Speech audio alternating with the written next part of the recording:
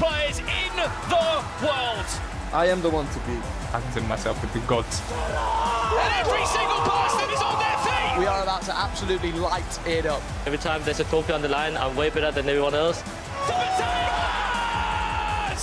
One of the best we have ever seen. Your FC Pro Open champion.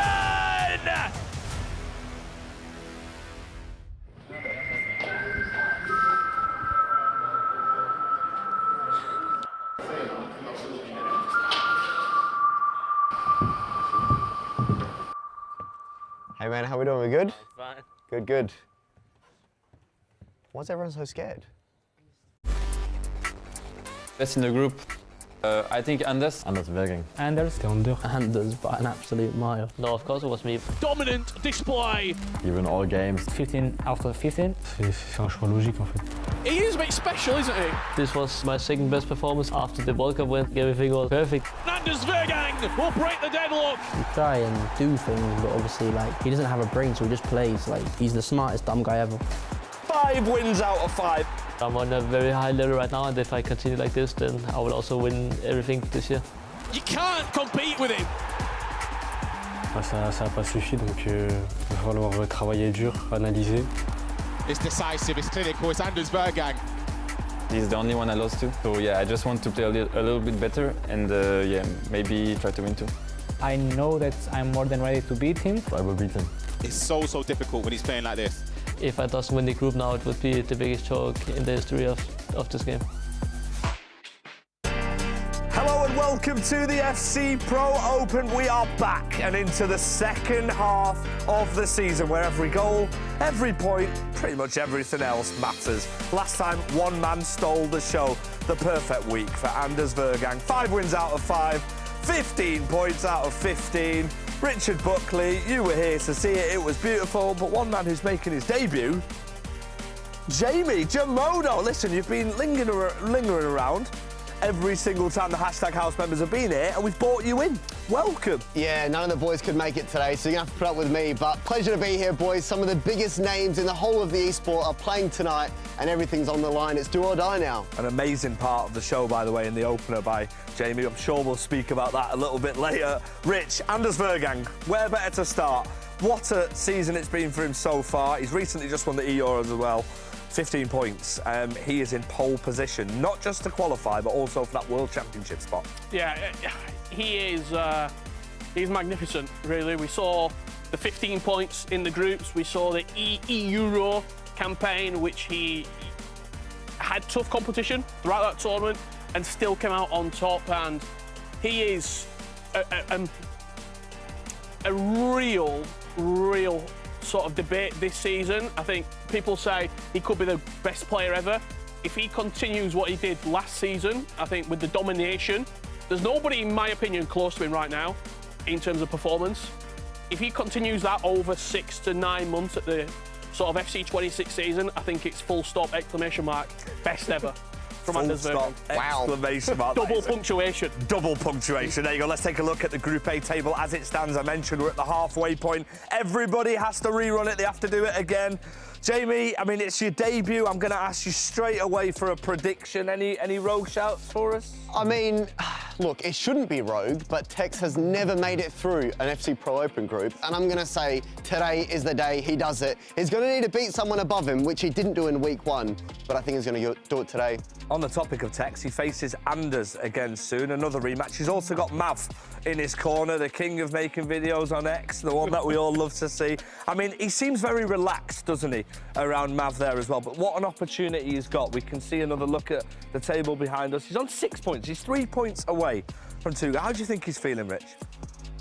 I think he feels quite confident. I spoke to him before we got underway today, and he knows that he's not battling for top. His battle is with Tuga, and maybe if he can bring Yaskau into it, if Yaskau has a bad couple of performances in that first couple of games. But for me, the big thing, the big one, is the goal difference. I mean, if you just look at that goal difference, Yaskau plus 12, Tuga plus 1, minus 8 Tex, minus 12 Lucas Official, minus 13 is El Jar Pashotto. They're not scoring enough goals, and I think it will potentially, for third, maybe even second, come down to goal difference. LJR Peixoto, by the way, is currently on 0 points. What a mountain he's got to climb here today. Any chance quickly before we bring the players out? Look, everyone's got a chance. I said KTZN had no chance last year, and he did something truly miraculous. If LJR was to do it, it would be the biggest surprise in FC history. You got a chance? That's a big statement. I'm going to say no. But we're going to leave it. I didn't tip him to win the whole competition, so... Yeah, absolutely. Richard Buckley's predictions have not been great. Let's see how 2026 goes for you. Let's bring out our Group A players to the stage. First out, last year's semi-finalist. We were just speaking about him. He's currently on 0 points. Massive night for him today. LJR Peixoto. Capable of beating anyone on his day, it's Borussia Esports Lucas Official.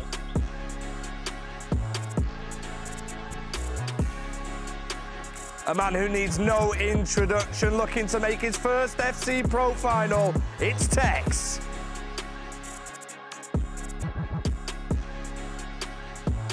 Needing to show his experience today and hold on to that third spot.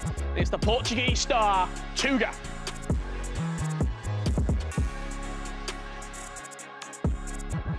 He proved himself in match week 1. He's here to take on anyone. It's Yaskau.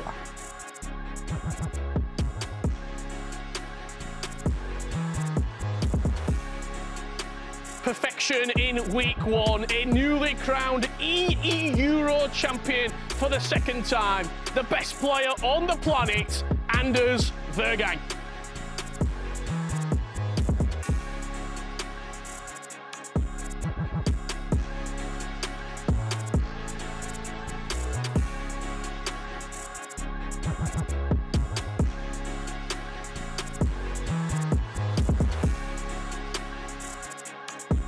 I've made my way over to the analysis desk, and it's not just the players we're introducing. Welcome back, Shells. Happy New Year. Thank you. Group A, we're doing it all over again. How are you feeling? I'm feeling great, to be honest. Obviously, to be around you guys, great teammates, of course. But of course, we're finally got to the knockout football, and we're seeing the first 3 players that are going to qualify to knockouts. Knockouts indeed. There's a massive amount at stake as well. We have to take a look at the FC Pro Live campaign. This is where we're at, Shells. We were talking about it a little bit before. So many items, so many players to choose from.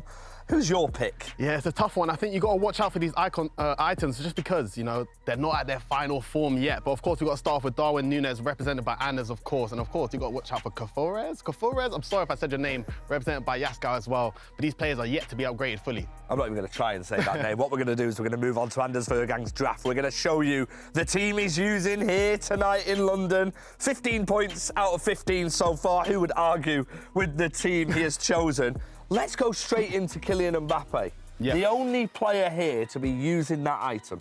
And he's the only player here that went 15 out of 15. So, I mean, it's a good option for Anders. I mean, there's a reason why Kylian Mbappe is in the team. He is just that good. And I mean, the price budget is a bit of a tough one. There are some other options, but for Anders, he went 15 out of 15. He doesn't want to change his team too much. And Kylian Mbappe will score a lot of goals for him. He will score a lot of goals. Well, that was the prediction straight away from Shells. The defence has got one thing in common here, hasn't it? The one thing that stands out for me is the intercept play style. And if there's one thing that you don't notice, the whole... Oh, whoa, that's the wrong one.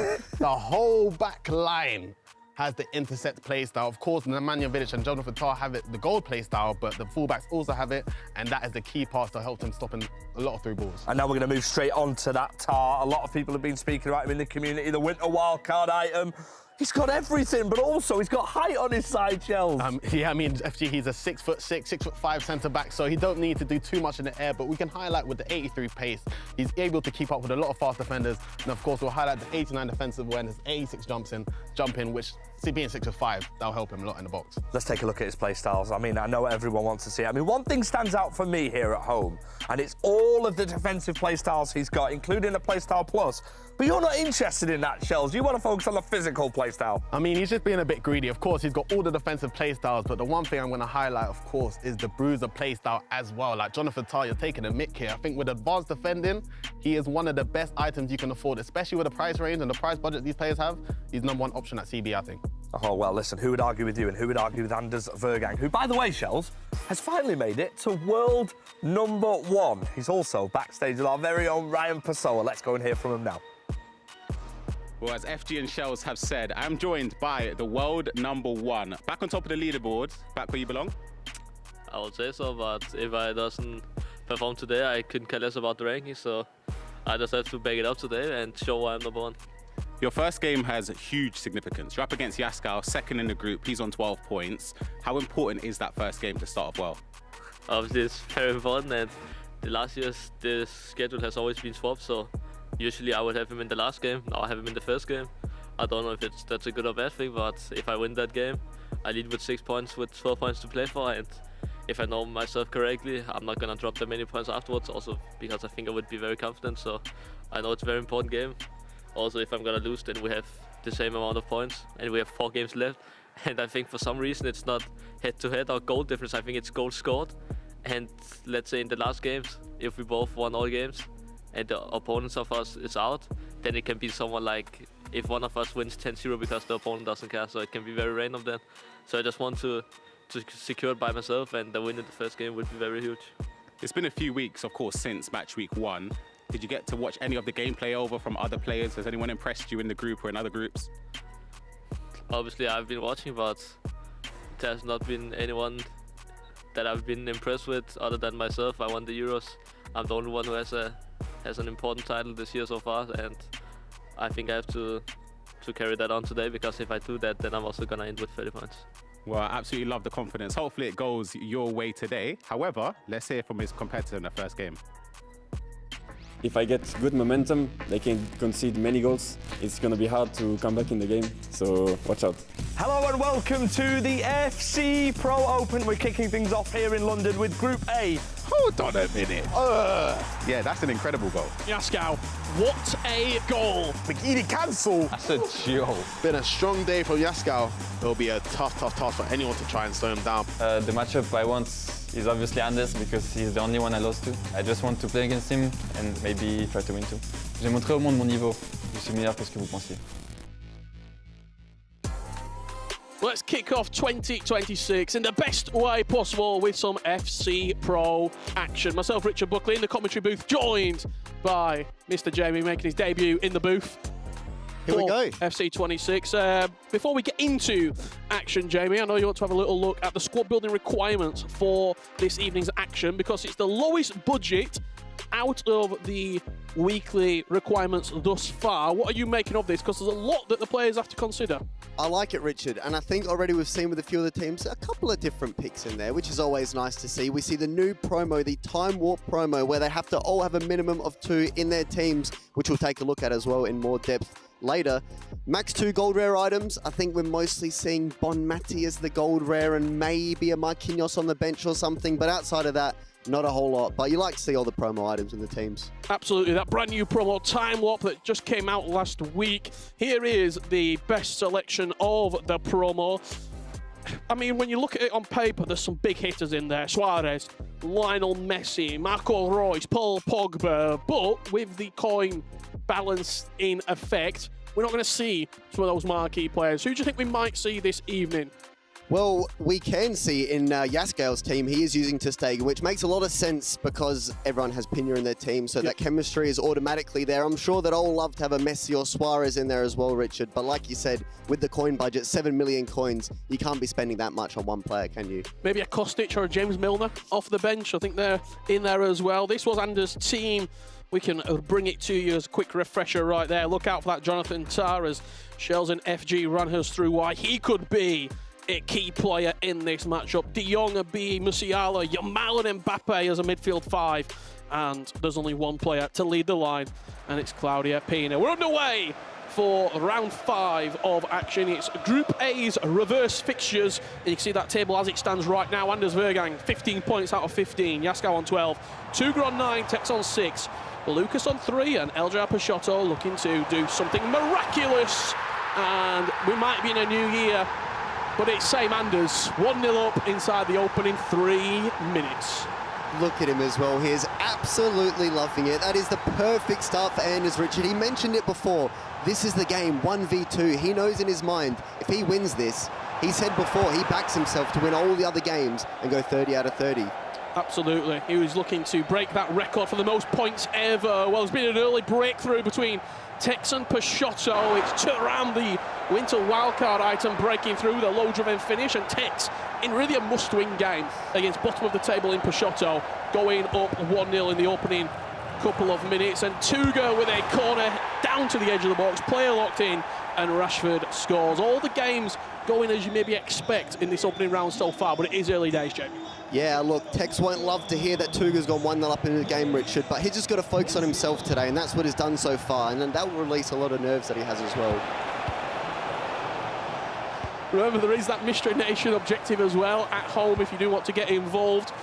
Let us have your guesses coming in as well. We'll give you some clues throughout the broadcast as Anders Verang goes 2-0 up. It was a double tap through ball. Pino with the finish, and he looks like he's not missed a step, kicking off exactly where he left with the Euro victory. Keep your eye on that Musiala as well. He has had a point to play in both of his first goals there. That incisive goal from that centre midfield position, absolutely deadly. As I was saying before, Anders rudely interrupted me, the Mystery Nation objective is live right now. If you do want to get your guesses in, put them in the chat. We'll try and give you a few clues throughout the broadcast, and we'll reveal it just before the end of today's show. We'll also tell you if there are any correct guesses or incorrect guesses that come in the chats.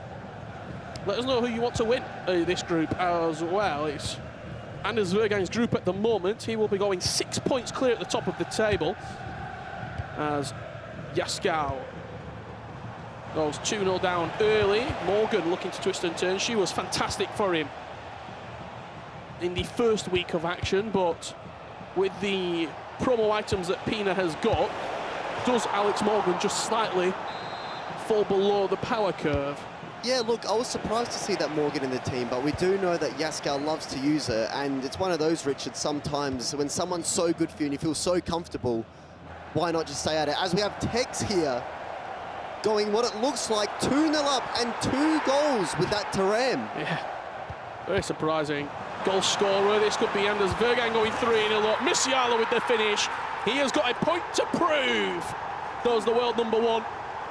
3-0 up to his closest competitor in this group, and he is making it look easy inside the first 10 minutes, Jamie. Hey, it's that man again. Jamal Musiala is involved in all of his goals so far. Yep, new year, same Anders, just unstoppable in this group. As Lucas equalises there against Tuga. That could close up the table. Obviously, we're very early in these groups. This is live action now as Peixoto comes forward with Schelling. Ooh. Inside the first 14 minutes. It's a very long-range effort there. Rainbow flick into the volley. Things might get tasty today. Well, let's hope Stokes isn't watching the stream, which he definitely is. Interesting effort there, Jamie. What do you think of it? Well, hey, it's one of those, Richard. There's a lot of money on the line, you know what I mean? Contracts on the line. Yep. He's not breaking any rules, is he?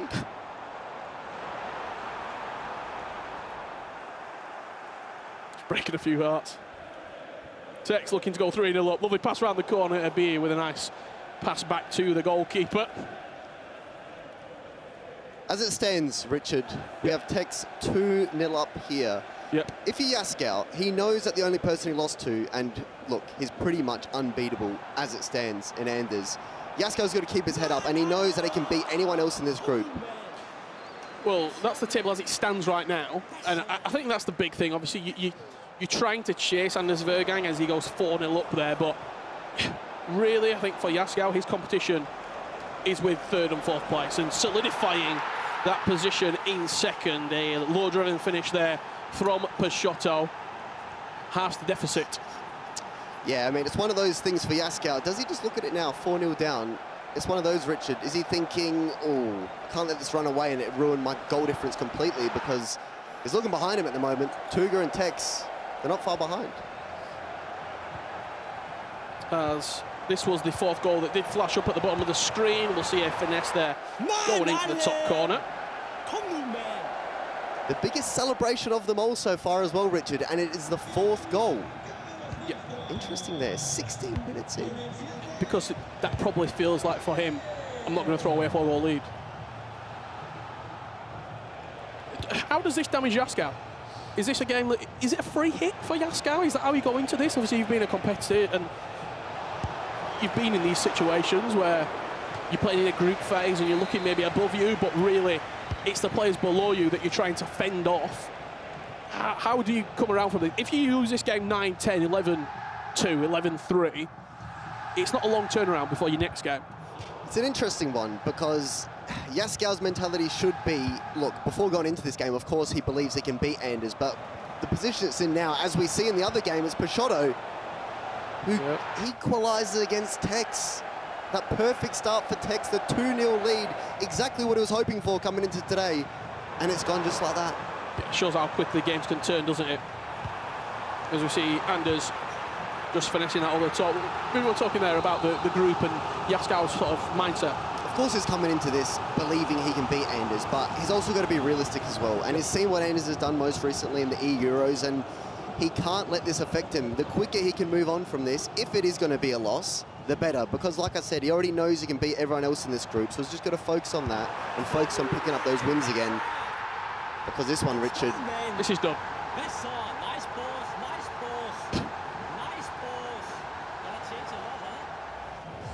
As Anders Verang adds a fifth, Pino with the low-driven shot. And inside the opening, what are we, 25 minutes? That game looks like it's all already 3 points on the board wrapped up. But the other two games very tight. I believe that Tuga and Lucas were 1-1 when they last saw it, as Tex and Peixoto are both drawing as it stands. That midfield pack becoming very, very congested at this current moment. That's a finesse shot just into her body right there.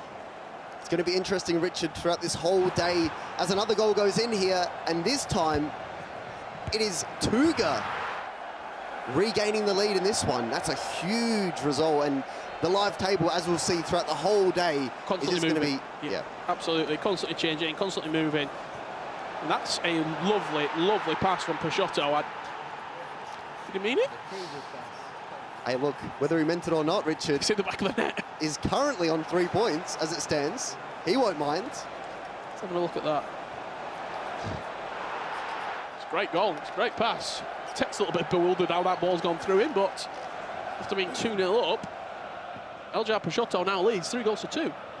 Just want to put it out there as well, Richard. I think at that point where Peixoto tried that very audacious attempt from distance, Tex was 2-0 up. Do you think that plays on his mind a little bit? And it's like, he's got something else to think about now. Maybe it wasn't before that.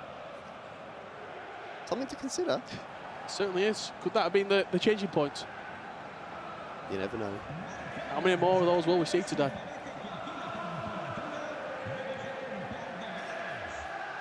Back underway.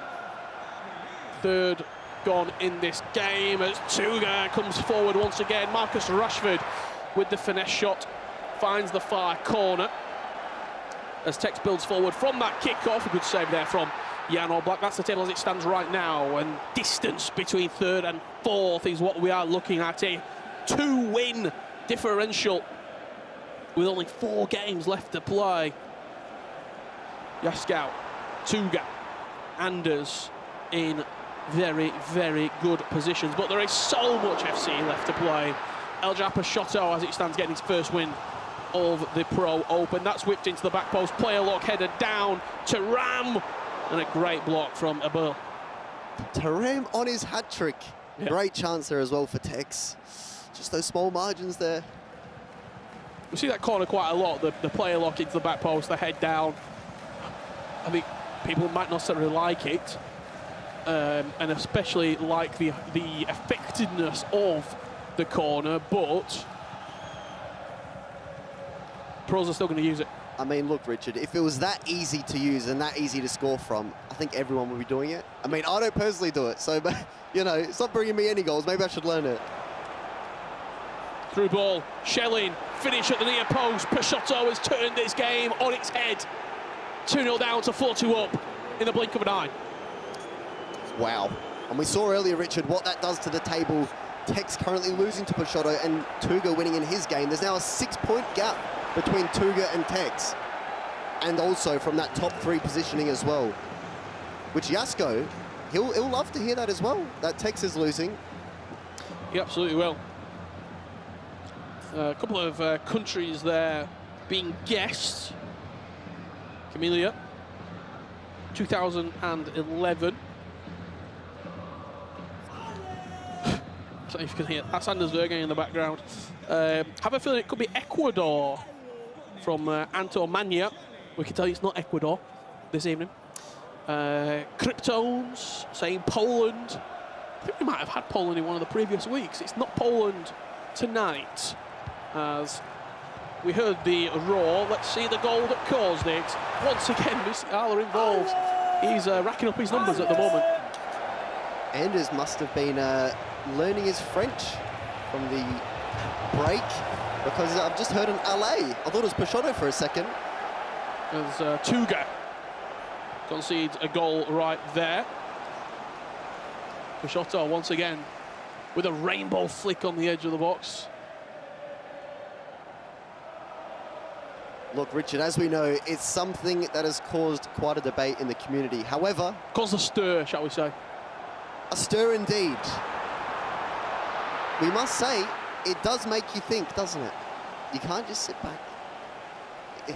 Right or wrong, it has obviously made Tex think. And unfortunately for Tex, now finds himself 2 goals behind. In a must-win, Richard. We said it was a must-win as well. Even though it's so early, it feels like that. With if Lucas can't do Tex a favour and Tuga was to win that game, you're then looking at a 2-win differential, a 6-point gap. And there's only 4 games left to play for. A 6-point gap with only 12 games left to play. Sorry, 12 points left to play for. And one of those games is against Anders Verang. A lot of it's a mental thing as well, Richard, and Tex already knows in his mind he's never made it past the group. He knows that in week 1 he hadn't beaten anyone apart from Peixoto and Lucas, so now he knows it's an even bigger mountain to climb now if he wants to make it out. But if anyone can do it, it's that young man on the left-hand side of your screen representing RB Leipzig. Let's have a look what else is happening. Jasko with his first goal of the game. It's Morgan with the low driven into the far corner. Anders frustrated that the clean sheets are no longer white. And we approach half-time with Jasko getting what we imagine will be simply a consolation. But there is 45 minutes left to play, as it looks to be in the far corner, just looking at Tuga's monitor there. They're also in half-time, so we are paused across the board here. Jamie, first 45 that we've seen, how would you sort of assess what we've watched so far? Yeah, look, it was a really good start from Tex. I think it was almost, well, it was the perfect start for him. He knew that this is a must-win, and just to kind of, like I said, ease the nerves going into it as well, but he won't be happy to have conceded those 4 goals unanswered. A few comments on Anders Verang, as he will potentially add a 7th there from this corner. Played short, Yamal with it, couple of step-overs, does pass into Mbappe. Nice cancel, but just runs into Bonmati, and Jasko will take no prisoners whatsoever. What are we thinking of Anders' performance so far? Well, I've just seen Anders do an advanced step-over as well, right, Richard? And every time I get spun as a wheel spin, as Tex gets a goal back now, no longer 2 goals behind, huge goal for Tex right after half-time as well. So whatever has changed at half-time there. Get Thuram on the ball. Thuram once again. Pina into Diani and a low-driven Travella into the far corner. He's got the first attack of the game. Yep. And now, once again... He's still on a hat-trick. Yep. He hasn't got his 3rd yet. Scored the first attack of the second half. Tuga and Lucas underway. Anders doing what you expected to do. I'll finally get the answer that I'm looking for.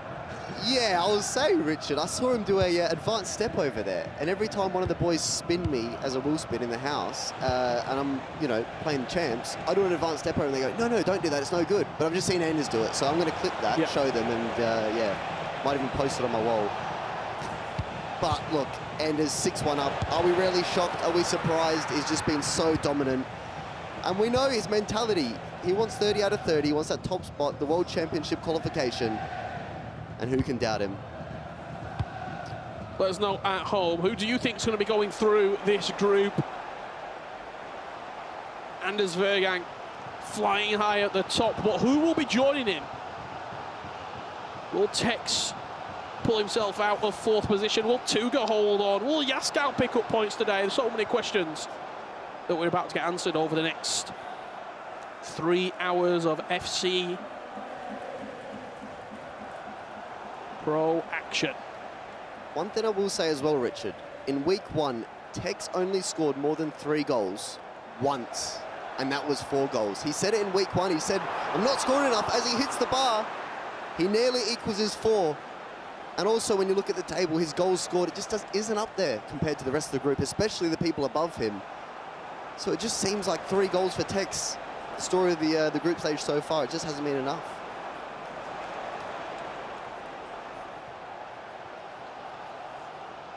You can see that goal difference there. There has been a goal between Tuga and Lucas Official, and it's gone the way of Tuga. But Matti with a lovely bit of technical dribbling there from Tuga, steps into the space, and a finish that once again puts Tuga 2 goals up. It's a huge goal. Once again, if you're Tex and you're hearing that result, that is just not what you want either, because as we can see on the table on the left there, Tuga 6 points ahead as it stands from the safety of making it through. Peixoto down the byline, dancing. Good interception there from Vidic. One of those premium centre-back items coming into the teams. Yeah, we'll be seeing most players here today with that intercept goal on both their centre-backs. Tar, Vidic. Oh, what a pass. Ooh, another one there, Militao. Ooh. Tex press there, nearly paying off with Bellingham. Intercept plus once again.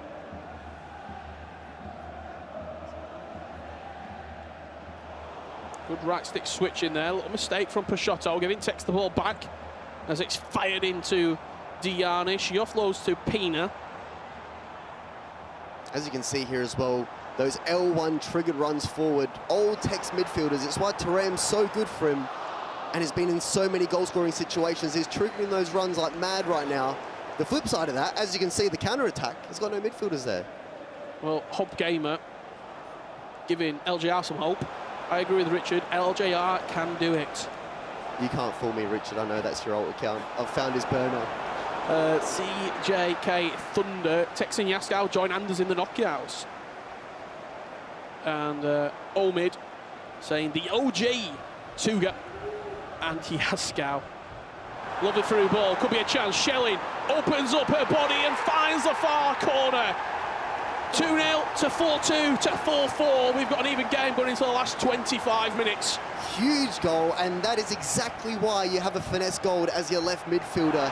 Schelling or Rashford, you'll see most of these guys using, and it's just an easy finish there. Huge goal for Tex, Richard. As we jump on board between Anders Verang and Yaskow here. Still 6-1, no goal scored in the second half thus far. Yaskow is pressing. Again, goal difference could play a factor for Yaskow. You suffer a couple of big defeats, that goal difference starts getting diminished, and could be a big element of this group. Yeah, that's what I was kind of alluding to earlier. At what point, if you're Yaskow, are you still going for the goals and going for the result? As we can see, it's 6-1 with only 25 minutes to go in this one. Do you look at the goal difference? Well, the first tie-break, as Anders said earlier in the interview with Ryan, is goal scored. Obviously points first and then goals scored, so do you just keep attacking? You lose a game, you'd rather lose, I don't know, 12-5 compared to 6-1, because at least you got 5 goals then. And I think Yaskow and Anders, sorry, were both pretty clear in the goal scored department from week 1. So I think unless Tuga has a huge day today, it's hard to see Tex getting anywhere near that. Yeah, points will be premium. As Yamal finds the top corner for Peixoto. You talk about the finesse from the opposite wings. Rashford or Shelling off the left, and there's only one player off the right, Lamine Yamal. Lamine Yamal, Richard, that is why everyone has him in their teams. It's just all these goals going in from around the grounds. The live table right now must be madness. Even a point for Tex makes such a big difference, and at the moment, obviously, he doesn't have any in that game. Yep. So that'll be playing on his mind. Anders Verang, 18 points. Yaskau, 12. Tuga, 12. Tex on 6. And Elja Peixoto and Luke's Official both on 3 apiece.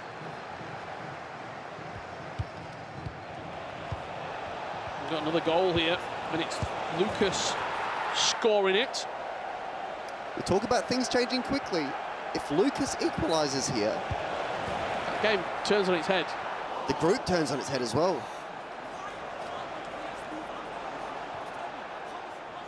This is how close it is here. Every game matters, every result matters. And that live table, as we'll keep seeing, is just going to change more and more as these goals start going in. Tex winning the ball back, huge win. We have another goal for Yaskau. Yes. Yamal with the pass, Morgan with the finish into the far corner. 6-2. Pause cued here by Tex, Richard. Some attacking changes, you'd think. Has to be, surely. Could be a chance here. Peixoto straight across the box. Shelling with it. This game constantly swinging either player's way. And as Tex found himself back into the game, Peixoto with a quick double. With 15 minutes left on the clock, he leads 6-4. Well, I thought it'd be some attacking changes. I think it is definitely going to be some attacking changes now. 2 goals down for Tex. Yeah, it's not looking good here. We said at the start of the game it had to be a must-win. We know he hasn't beaten anyone apart from Peixoto and Lucas in the whole group from week 1. And now he's currently losing to one of the only guys who's beaten.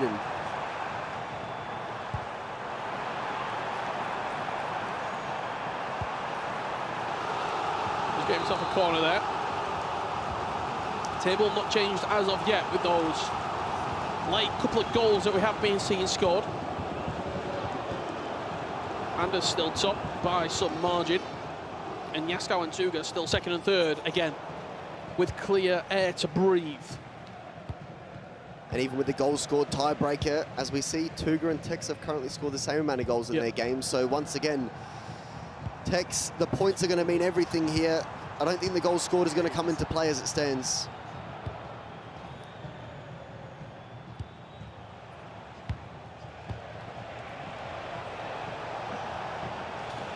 Yaskau coming forward, he's not played awful this second half.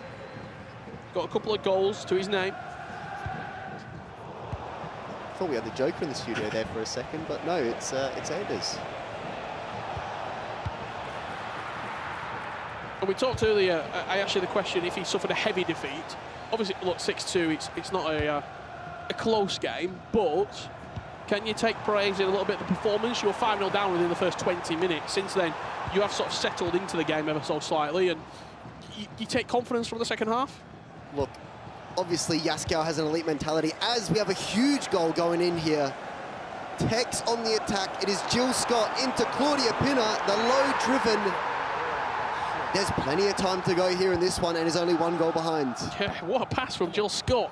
Straight through the heart of the defence. As Anders drives forward, cuts it back to Musiala, finds the far corner, 7-2. The win was never in doubt.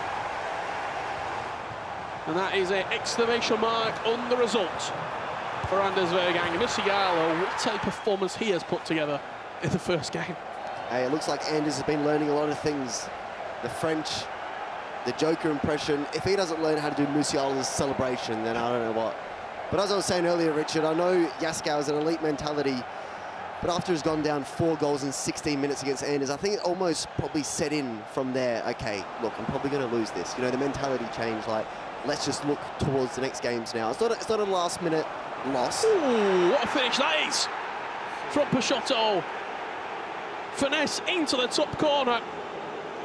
He has looked very, very sharp, I've got to say, in the final third.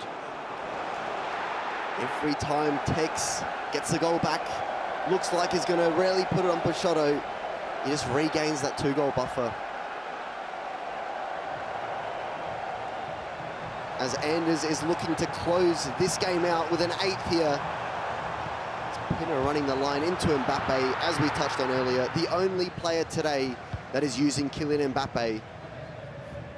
Every other team, we have Shellen, Finesse Plus, Rashford, Finesse Plus. But look, the way he's playing right now, you can't really doubt any of his choices. Here he goes, just 1 minute left of added time. And he doesn't look that fussed about getting his 8th here. Unless he's playing right now for that last attempt on goal, as he will. However, Yaskow's going to get it. Yeah. Goal scored, here we go. Try his very, very best to get that ball out of play as quick as he possibly can. There it is. 7-2 victory. Anders Verang with the win. 3 points on the board. And puts himself comfortably at the top of the table. But there's been drama as Lucas Official is not letting Tuga rest. Finesse into the top corner.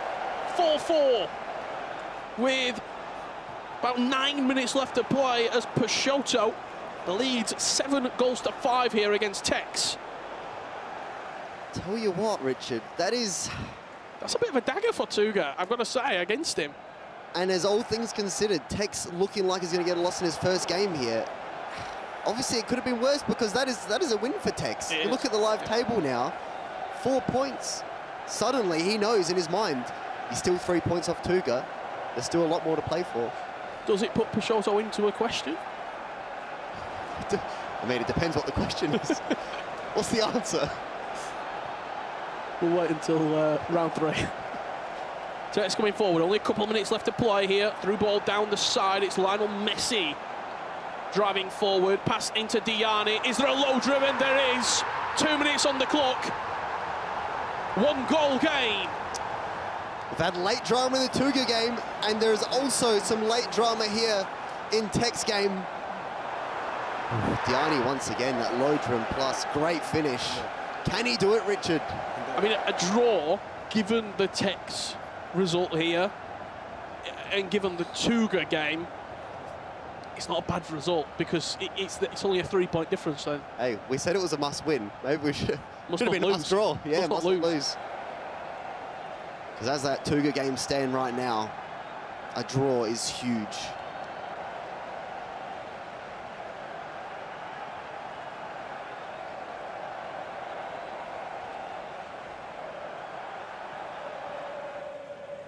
Defend this kickoff. Get the ball back. 13 goals. I'm saying, you know what, maybe even +4. Yeah. I'm going out there. Here we go. It is Peixoto on the attack. And look at that, top left corner, +4. That's a chance. You can't keep the ball for 4 minutes. I really don't think you can. I think Peixoto will have to try an attack here. He does get the ball back there, and that is a reset for him. He's deep inside Tex territory, but he has to make it work, and he gets a corner out of it. That could just get him over the line here. And as we hear Tex, he has no team press left either, which is going to make it a lot harder for him to steal the ball off Peixoto here. Tell you what, Richard. He's got it back. Shelling, driving forward. Peixoto 3v3, in 4v4. chase with Valverde. Can he cut it back with Shelling? Drives to the byline, does find the pass. There's Zico, but his touch is heavy. And Eder Militao steals it off Tex's toe. That is 3 points on the board for Peixoto.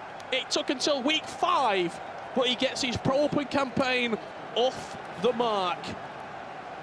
Tex 6, Peixoto 7. A little bit of an outside one. If that Tuga result stays the same, Peixoto's a lot closer to him. Well, we are just waiting for the Tuga result to come in. I think we're in a little bit of a technical pause right now. That's what you're going to get when we don't.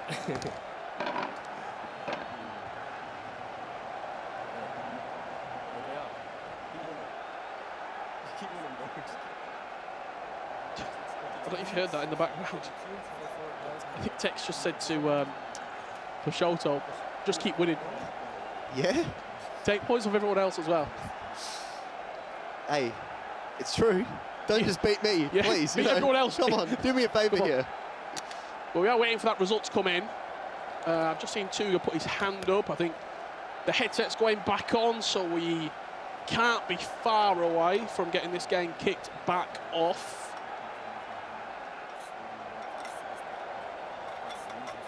Tuga's not going to rush though. Do you ever play against Tuga? Any other? I didn't know. He's notoriously played against a lot of Australians in past global tournaments, but never me. I don't think you've ever matched.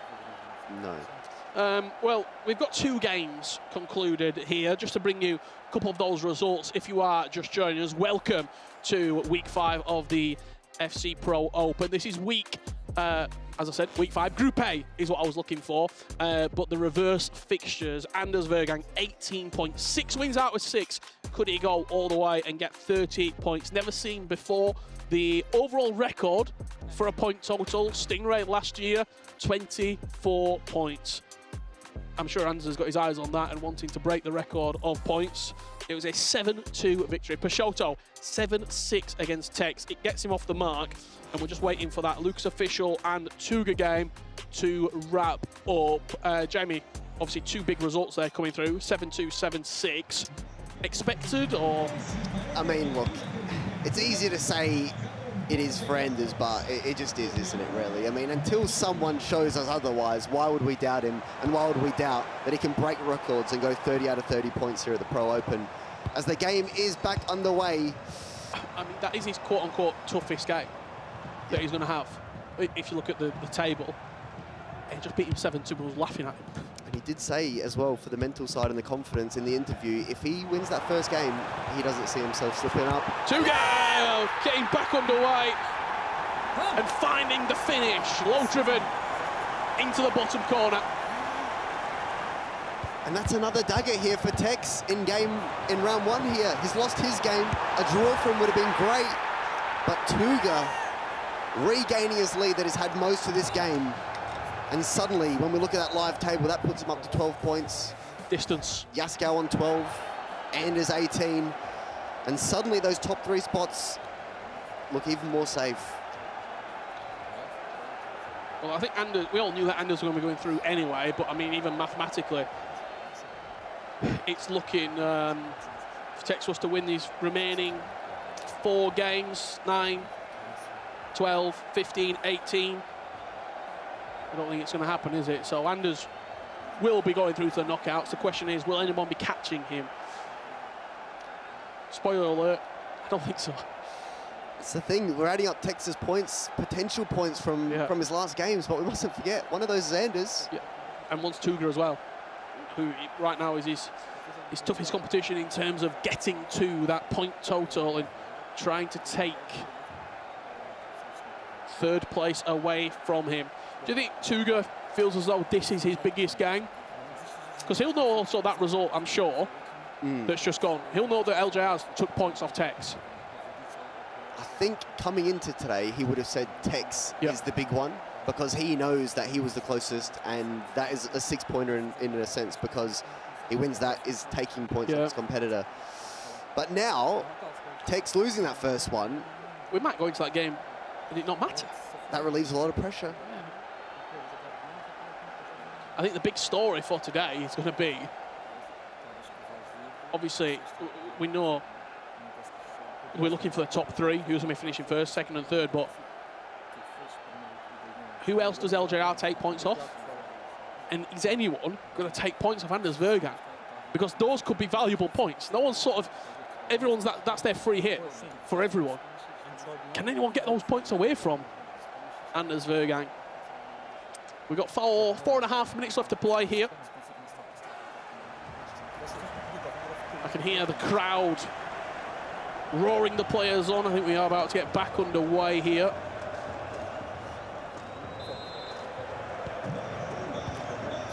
Bit of tactical changes there from Lucas, who finds himself a goal down here. We mustn't forget about him as well, Richard. You know, like we said, if he even gets a draw here, he's on 4, only 6 away from Tuga. 2 points dropped for Tuga if he does draw this game. A massive 2 points dropped. Ball out wide to Schelling. If you look at that stamina, it looks like we did have a technical reset in this match, so all the stamina is full on all the players, meaning Lucas can get right at it with a team press and throw his bodies up the pitch and try and force a mistake out of Tuga, but it just plays through the gaps. Player lock into Bonmati. And will Tuga find that dagger blow to solidify 3 points on the board? Just onside there is Bonmati, and because of the reset, I don't think we're going to get any extra time really at all. Yeah, +1. I don't think. I've watched a lot of Tuga. Lucas is going to get another touch of this ball. 3 points on the board for the Portuguese start. 5-4 victory. It went long, but Tuga grinded it out in the end and will take maximum points away from Lucas Official. Coming up next, we have got Yaskau against Tuga, 2nd versus 3rd in the table. But to keep you entertained while we get those games ready, our very own Stingray caught up with Yanni recently on a brand new episode of The Drop. This is a good one. Have a look at it. Yes, guys, we're back for the 2nd episode of The Drop, an EA interview, but with a twist, where we take your favourite FC Pro players outside of their comfort zone. We finally have our 2nd player for The Drop, and it's none other than the Wonder Kid, Southeast finest. It's Stingray. Yes, mate. Nice to meet you. How are you, man? How are you? I'm good, I'm good. I've been more confident in my life. That drop is, I mean, they're on it now, it's ridiculous. How are you feeling for the FC Pro Open tournament? If I get there, I'll be thankful. Yo, yo, yo, yo, yo, yo, yo, yo, yo, yo, yo. No! Put me down! What's the biggest misconception about you and FC Pro players? So people think I'm a bad guy, but and I'm toxic. But I'm a really nice guy, outside of my FC personality. Oh my God, this is so high. Yo! To all my friends who are inevitably going to clip this, you're all freaks. Bro, is this on? Camera God? Oh my God, no, stop. Raise your eye, bro. Aura fine, man. Let me see the biggest aura. My master sex. Guys, goodbye, everyone. Goodbye, world. I love you all. I'll see you later. Ah! That was sick. Yes, bro, that aura was nuts. Woo! I'm not retired. We go again. Woo! Hey. They didn't want to do this, but we did it, bro. If I'm doing it, every single one of you from now on better be doing it. That's nothing. You saw me, I didn't react up there. Stingray, thank you for doing this with the first time that we've done it. It was a pleasure having you. Absolute pleasure.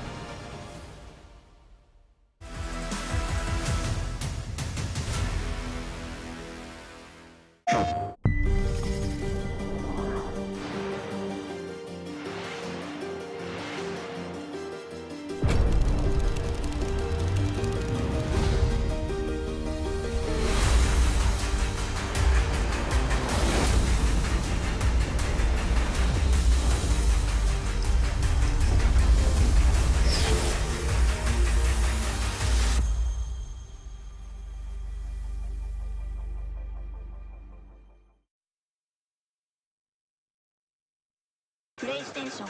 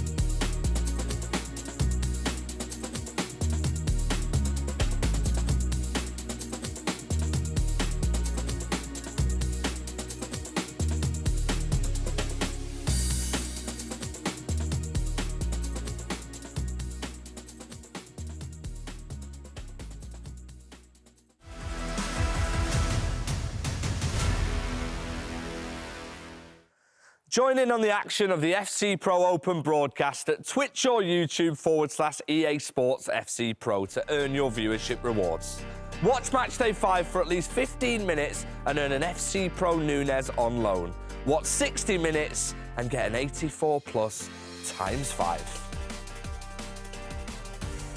Wow, welcome back to the FC Pro Open. We've just seen the first round of fixtures. I mean, Anders Verang, he's won again. 6 wins out of 6 now. Ryan, what a start that was from him. Yeah, especially because it was against the second place player in the competition, so it will give him, obviously, the 3 points, but a huge boost of confidence, and I don't see anyone catching him. I mean, when we're looking as well at the rest of the fixture, the rest of the results, we'll show you some highlights in a moment. Rich, Leandro Peixoto has his first win. He couldn't, could he? I mean, I just don't think the group's been nice to him. I think there's a world in which he could get double figures. He might get 10, he might even get 12, but that's not enough. You've already got 2 players on 12 and Anders on 18. Anders might win this group on 30 points. He might go 10 from 10, and then you're scrapping for the rest of the points. Let's move on then straight to Anders and let's see what he just did in that first round. I mentioned Ryan, I mean, the start was incredible. We're joining the action here at 6-2. He promises goals, he promises action, doesn't he? Wasn't it 4-0 in about 15 in-game? Not even that. Not even that, which is crazy to see. And the thing is, he still wasn't happy in some periods of the game, which goes to show that he's such a perfectionist. And I still feel, sometimes I hear him, he's sort of angry, and I look, and he's just scored. So it's a bit like, well, I guess you know what you get with Anders, but the stats... Dominated, didn't he? Possession, 60% of the ball. He didn't really, and this sounds really mean to say, and I don't want it to come across being mean, he didn't really let Yaskal play the game. He's 5-0 up in 20 minutes. Yaskal's then just taking part in the game. He's not actively sort of, I'm in this game to win this game. He's 5-0 down. Anders is just playing his own game, keeping the ball, passing it around. It's an exhibition almost at that point. Yaskal gets a couple of goals in the second half. Anders, what does he do? I'm going to score 2 more, put this out of sight. 9 shots, 7 goals. Let's move straight on. I mean, we've had enough words for Anders, even though we're running out of them.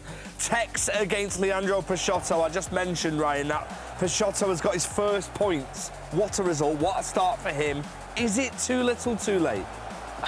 He finds himself in a position where obviously 3 points on the board, especially against Tex, is huge for him. But I feel like his performance in week 1 potentially has done the damage already. 0 points. If he had maybe got 3, he could have kept himself in the conversation. Now he's relying on other players to do him a favour or not perform to their level. And then, I don't know, even if he gets 15, technically it might not be enough. I suppose from a Tex point of view as well, that result is not the best result for him, but he's still in it. He's still well involved. No, he's still in it, but that's a killer. Yeah. Because that's a game that you look at and you think, I think me and Jamie said it on commentary, it's not necessarily a must-win, but it's a must-not-lose. Because it's a game that you come into today thinking, OK, that's one of my 3 points. If Anders is a free hit, so to say, if anyone's going to beat Anders, you're not expecting it, but you come into that game, you're thinking, this guy was really poor in the first week. He took 3 points away from me here. And I know we're going to see it very shortly, but Tuga just grinding out the game. Let's move on then straight away to Tuga as well. Like you just said, he is grinding out results, and what a result for him against Lucas. He's in a great position. Sorry about that. I know we're looking at, I just looked behind me, 73% possession. That can't, hold on a minute. That is correct. Is that correct? 73% possession in the game, yeah. That is an interesting way of playing. Even Rich has just lost his voice thinking about it. So you take a moment if you need to. But Tuga's in a great position here. He's in a position where his fate is in his own hands, Ryan. And I tell you what, how many wins more does he need to sort of secure himself? I feel like this one, if he wins this game and then maybe gets a point from another game, I feel like that could get him in the top 3. But again, he still will have his eyes on obviously winning the first game in front of him, well, his next round anyway, against Yaskal, which is a massive, massive game. There is so much to play for here in London. It is absolutely amazing. It's nail-biting. It's going right down to the death here in London. We've also got Mr. Shells and Jamie. They seem to be collaborating in their colour coordination today as well. Let's head over and do some R3 alongside them both. I mean, Jamie, did you mean to be matching? I think you're copying my style. Hey, you know I love you, Shells. I had to. I mean, if you don't know what R3 is where we're teaching you guys at home tips and tricks, trying to get better at the game. But before we get into R3, we're also, me and Jamie, will be looking at a special item, an item that's helped me get 50 in a couple weekend leagues. But we're going to look at a special item, Kevin Shard. Did I pronounce that right, Jamie? Yeah, look, I'll tell you how to pronounce his name, Sharda, and then you can tell me everything else about him. Yeah, Kevin Sharda, 5-star skill moves, 4-star weak foot. I don't need to know the name because that's how good he is on the pitch for me. And if we go into his attribute, Jamie, what's the highlight for you? Well, he's got that pace, you know, he's a wide player. You need the pace, agility and balance, 88, very good as well. The shooting stats, look, they're not in the high shooting stats for an attacker. However, as we'll get onto, that finesse gold and some of his play styles, I don't think it matters. Yeah, it doesn't really matter. Of course, 85 shooting might not be too impressive, but if we go into his play styles, we can see it already, the gold play style already. Let's highlight that, gold finesse. But we'll also highlight another thing, silver low driven, but he's just being a bit greedy. How greedy can Sharda be, to be honest? Because he's also got the tiki-taka and rapid and quick set. I mean, Jamie, what else is he really missing? I mean, look, if we want to be even more greedy, maybe a little incisive or a ping. Yes, but for a wide player, look, he's got the 2 best shooting play styles in the game. One of them's gold, and then a tiki silver as well. Look, it does help a lot still for a wide player. Anyone in the attack to have the tiki silver, which he's got. So if you guys want at home, want to try him, but we're moving on to R3 now, where we can teach you the tips and tricks and show you how Yaskal, one of the best attackers in the game, is performing a great skill move. We can resume the clip now to see what Yaskal does so good going forward. Offensively, for me, Yaskal's one of them players where he's got his own distinctive play style. He's so aggressive. So if we can watch the clip now, and I can teach you guys at home what he's done so well. You can see him straight away. He just loves to go forward and see his first touch positive, always a Morgan. But check the skill out with Morgan and then a little finesse in the box. But I'm going to teach you at home the trick that he done, the L2 R1 roulette. Jamie, do you know the actual definition of the skill? I don't know the real name. I mean, look, maybe advanced roulette, maybe the Yaskal spin, one of those. Advanced roulette sounds about right. But let's resume the clip and I can tell you how to do that skill move. So if we can watch it now, so Vitinha has the ball. Yaskal is just so aggressive on the ball. You can see his first touch with Morgan straight away, but we can pause it now when it's shoulder to shoulder. He can see he's holding L2. Before he's thinking already, he's got the shoulder to shoulder with the defender. He's gonna have to do a skill move to get away. What he does here, if you can resume it just a little bit more, as the action starts, stop it right there. He's pressed L2 on controller, R1 as well, and has gone all the way around, rotated the controller all the way around, and has done an L2 R1 roulette. That's what I call it, and he's found himself through. And Jamie, with the finish, what has he done? I mean, this is also one of those things, Shells, you speak about a player like Yaskal. He does the advanced roulette, and then it goes on to Alex Morgan's left foot as well for the finesse. So yeah, I think he already has in his mind, it's Alex Morgan, she's left-footed. Let's exit that way from the advanced roulette. That's exactly what he's done, and look how good it is. And that was the L2 R1 roulette from Yaskal. Hopefully you guys at home can try it, but let's roll into round 2 and throw it to our casters. Yes, thank you very much. I'll be adding that to the repertoire of skills that include the ball roll and the step over. You joined by myself, Richard Buckley, and Ryan Pessoa to get these games underway. It feels like even in round 2, Ryan, that there's some must-win games. And again, I'm going to say it must not lose. Yeah, absolutely. I feel like if I'm looking at it from Texas' perspective, he has to win this game. However, every game's a cup final. It's against Anders Verang, who's just come off of a drubbing win favour for him against Yaskal. It's a very difficult position to be in for a lot of the players because not only are you hoping to perform yourself, but you're relying on other results. Have you been in this situation before, where you're coming into sort of a group phase? I'm trying to think back some of the 2v2 tournaments where you're looking ahead, you've only got a few games left to play, and you're hoping for other players as well to do your results. Do you ever look at those results while you're playing? Are you paying attention? Oh, it's a difficult one because I guess it depends on the situation you're in, but you try your best, obviously, when playing to not focus on other people. Hold on, you could be seeing a goal straight away across the box there, diving header from De Jong. And Yaskal starts this game off strong, especially compared to his first game. He was 1-0 down in this moment. You know what I thought? He just lost 7-2 against Anders Verang. It's a very, very interesting pass there into the box to find the striker. Fist pumps out from Tuga. Quick reset. Come on, get back into the game. We are 1-0 down, but there is plenty of FC left to play. The other games in this group taking place. I'm looking over my shoulder. I can see Luke's official and LJR Peixoto getting ready to get underway. As they're 2 minutes in, and this could be perfect timing, just offside. And the final game that we are waiting for confirmation is Anders Verang and Tex, and I can just see a admin in there right now getting that game set up. So we'll be able to probably bring you the back end of that match when these games have concluded.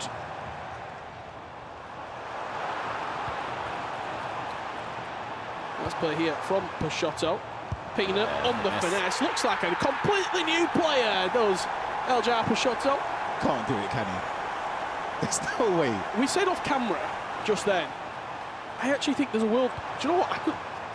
I could actually see him getting 5 wins out of 5 and But still not going making it. through. That's the difficult thing, because, again, I said it on the host desk, he put himself in such a difficult position. We all know how good he is. He's shown that over the last couple of years especially.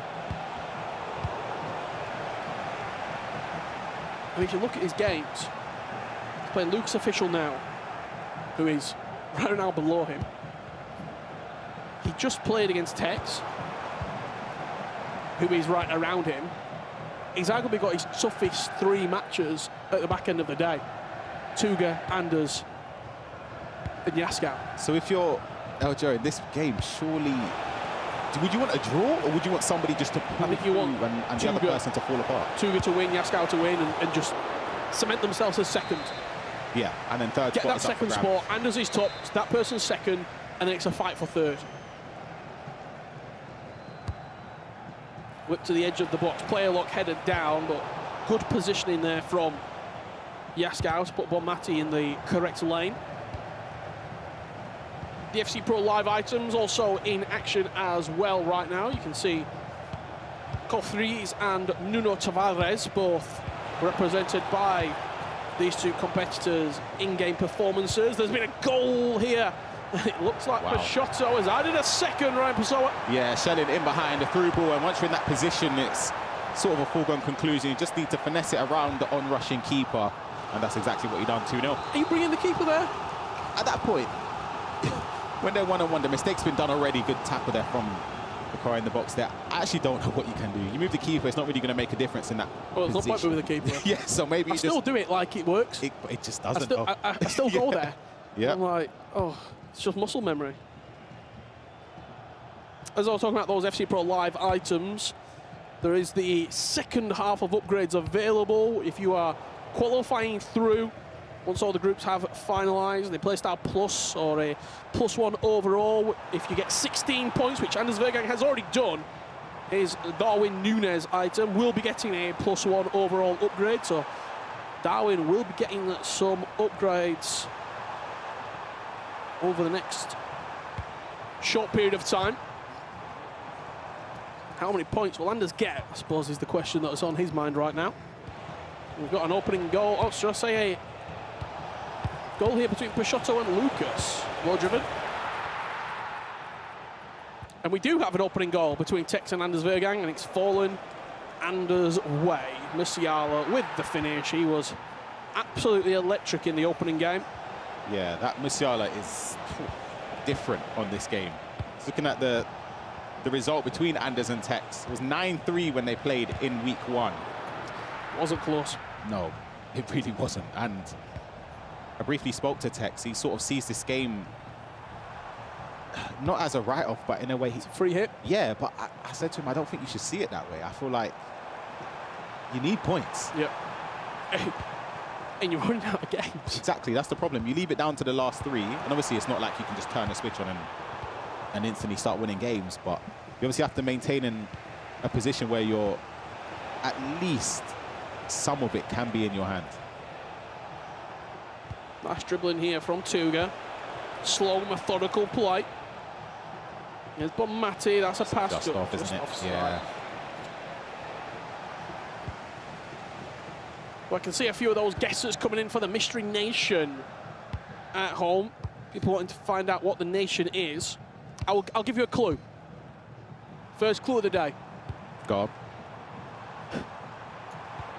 But Ami just wants to say it's this. But I think I would get told off. Oh, he's on. Oh, we got a chance here actually. Before I give you that clue, Jude Bellingham goes through, finesse around the goalkeeper. Tuga back in the game. Yeah, that through ball. The moment you saw Jude Bellingham, we'll be able to see a replay of it. When he starts running and gets in full stride, right on cue. Look at him here, gone. Even if you try and switch to the defender there, the job is done already. And then once you're in that position, similar to the other one we saw where the keeper came out, it's kind of just down to hoping the attacker makes a mistake if you're defending. First time pass, Pina, finesse shot into the corner. LJR 3-1 up against Lucas now.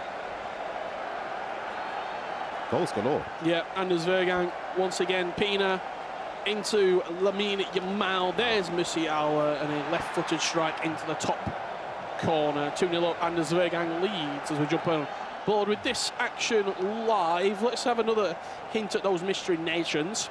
That Musiala, seriously, if you haven't used it, for those at home, you haven't played the game yet. My favourite player in the game. Unbelievable. Mystery nation, though, as you were saying. Yes, there are a couple of nations that are coming through there. I can tell you that this nation is in Europe. It's a big clue. That narrows it down. I did actually see someone asking if it was a nation that's currently in AFCON right now. LJR is flying. 20 minutes in, or not even. Drags it back, shelling, finesse shot. You know what's coming. That finesse shot plus coming in clutch again for LJR. 4-1.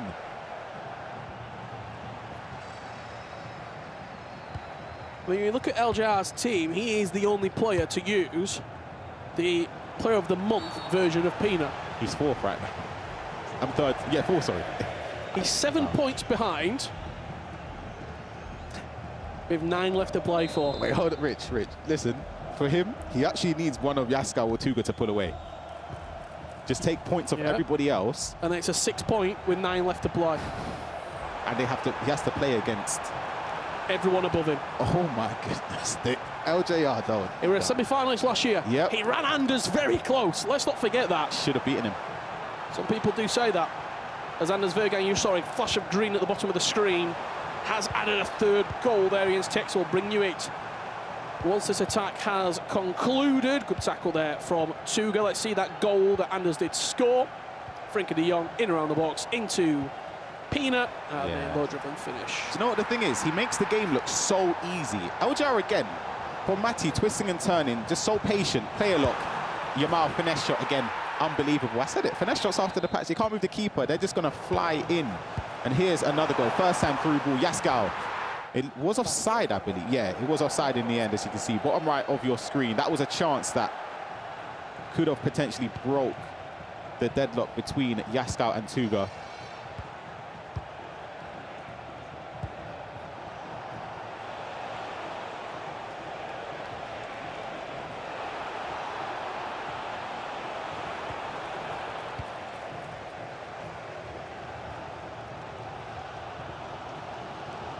Let's have a look at some Mystery Nation guessers coming in there.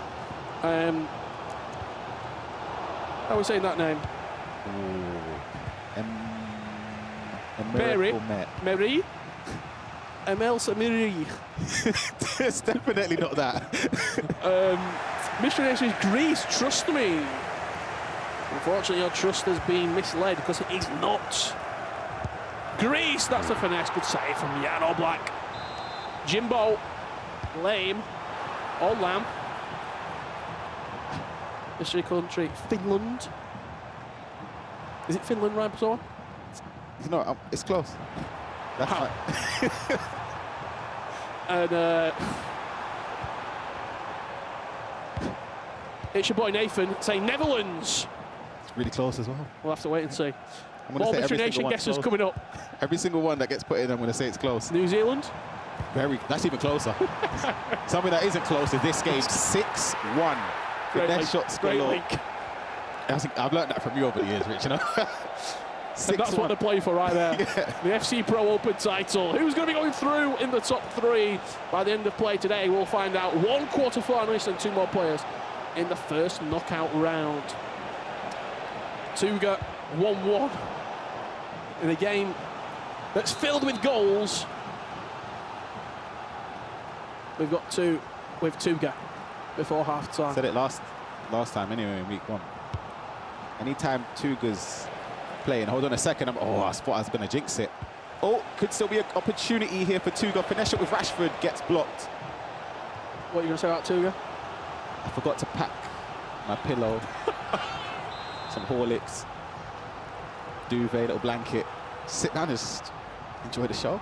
You know it's going to be a low-scoring game. Why not? Forgot it. I remember it for next time in the knockouts. Knocked down Rashford again. Heavy touch. He might not get to knockouts. Frankie de Jong twisted and turning. Yaskau will get the last attack of the half. Lovely ball over the top. Could be a chance here. Vidic with intercept plus. Saving Tuga on that occasion. 2 goals, evenly split, 1-1 at half-time. As we jump into this game, 33 minutes on the clock, 7 goals. But they're split, 6 to Peixoto and only 1 for Lucas. He's had a rough day of it so far. 5-4 loss against Tuga, sorry. And now, trailing 6-1 against LJR Peixoto. Oh, that's a crucial interception there from Murillo. Good thing as well for someone like LJR is the goal scored. Yep. It's very, very important. Yep. So we can carry on just trying to break down his opponent. The pass through was attempted there to Yamal, was intercepted though.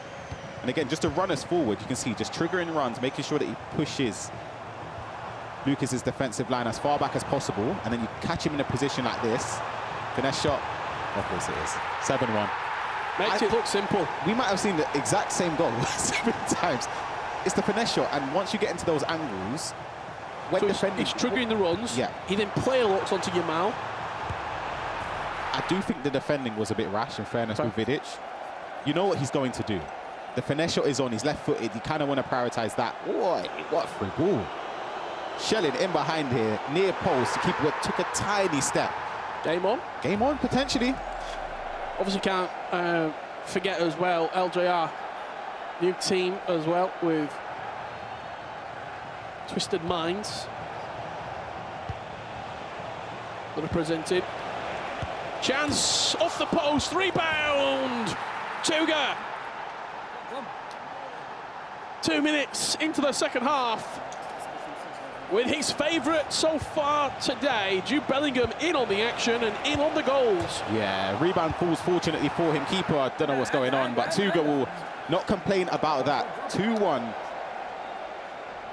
And if it stays the same, he'll be on 15 points.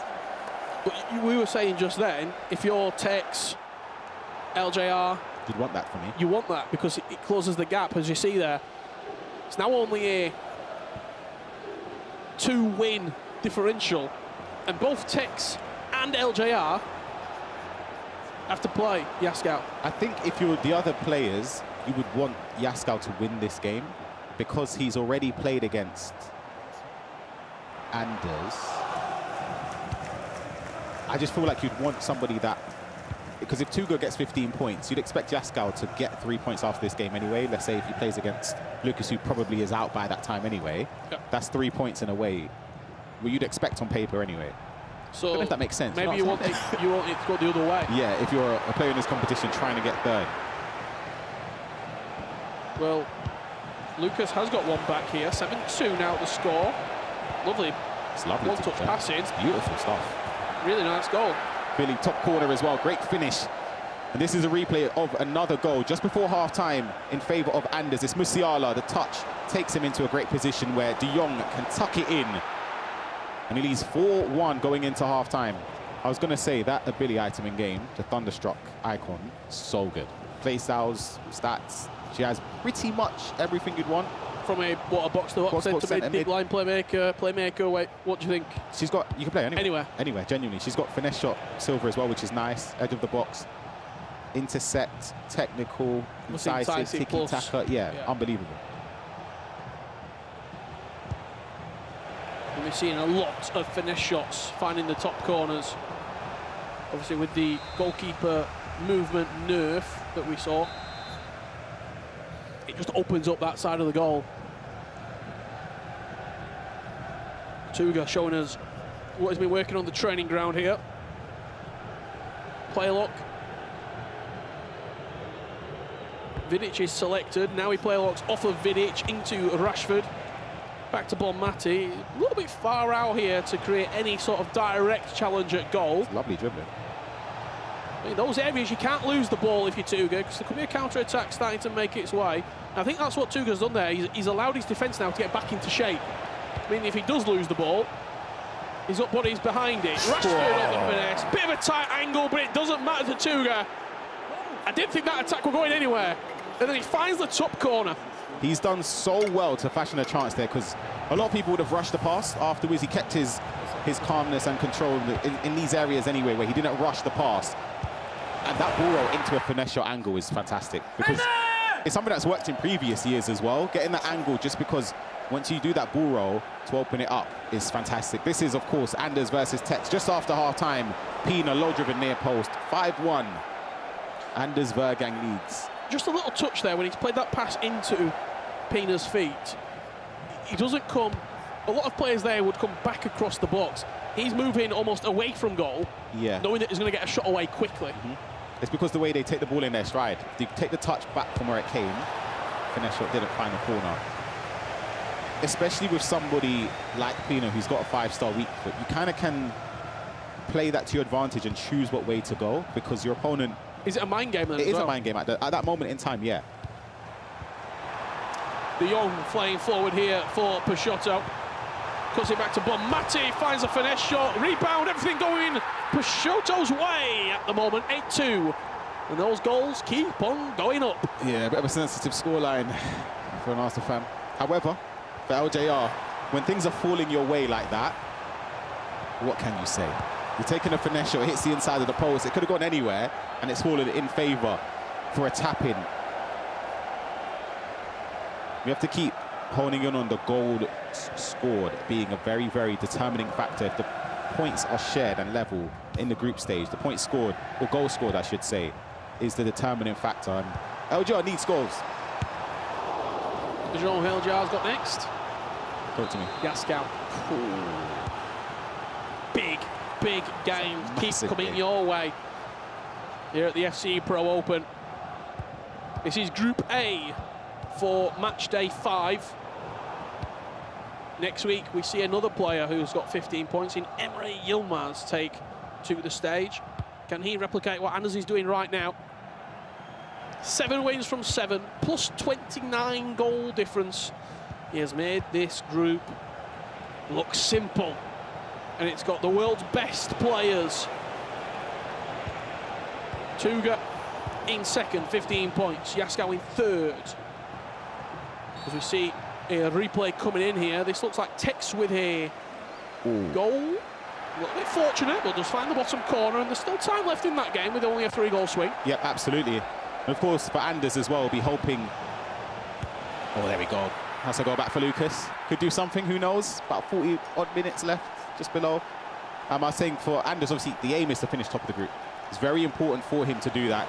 Alleviates the pressure for the remainder of the season, because you have that FC Pro World Championship spot locked in. Where's the defence there from Peixoto? You tell me. It seems so easy. He played that ball down the line. There was one defender in the box. Yeah. I don't know what's going on. We didn't see the build-up to it beforehand, but maybe an offside trap. I don't know. That was strange. He could have gone team press. Again, we didn't get to see the whole thing of it.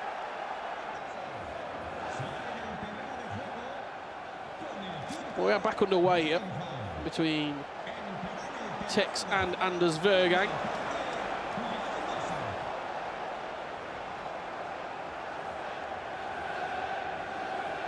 Diani, who was a little bit of a star for Tex in that opening game, did get her name on the score sheet a couple of times. Messi with a through ball to Zico. Decision-making, finds the far corner. Tex is starting to turn the screw here, 5-3. I'm going to be a bit critical here on Anders. I don't really understand the need to be that aggressive.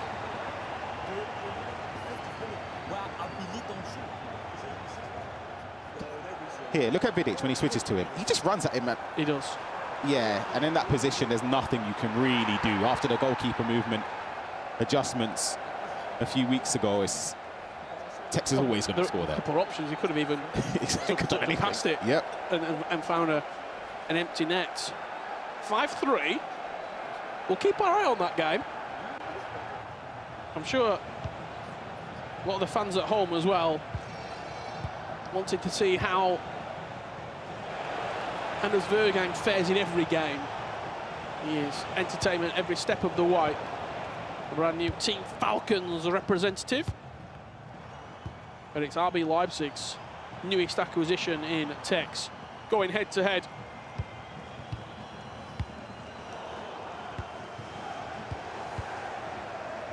Tuga only conceded 1 goal, but I've just jinxed him because there's a second. We've got a 1-goal game going into the final third of this match. It's beautiful. The passing and the moments he chose to play the pass into the space there. Rashford, big player lock as well. Giving away the ball so easily in his own area, his half of the pitch, I should say. You can see as well the reaction. It says it all. He's frustrated with himself to give it away.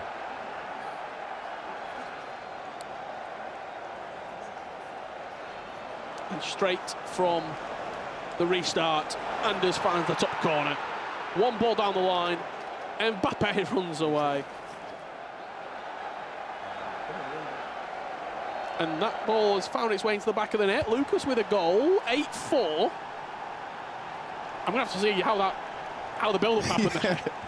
Let's take a look at it. It's just, it's a first-time through ball into Frankie de Jong. Finesse shot. Don't have to keep it just about. He got a save on that. Yeah. Sneaks his way through. 8-4, 25 minutes or so left to be played. Thoughts on Oblak as a goalkeeper? Do you know what? In that first game I was watching, I can't remember what game it was, to be honest. If it was... It was used by quite a few of our players. Half of the players tonight are using Oblak. I can't remember, but somebody... I was watching it with Tuga, FG. Anders, or LJR. There was an unbelievable save Oblak made. Yep. And I couldn't believe it. But I've not used him myself. I've used him. Not a fan? I'm not sold. Yeah, I like taller goalkeepers for me. So you'd be maybe looking at the Donnarumma item. Yeah, but then it's costly. It's difficult with the 7 million budget. Tuga coming forward. Rodman off the bench there. Into Pina. She twists, she turns, but runs into Yaskow's defence. And now it's nice. The FC club foot player drives forward. First time through ball round the corner, but just into Tuga's trap. This game's got a little bit scrappy in the centre of the park there. LJR Peixoto re-establishes that 4-goal lead with Pina. Finds the top corner on the finesse shot.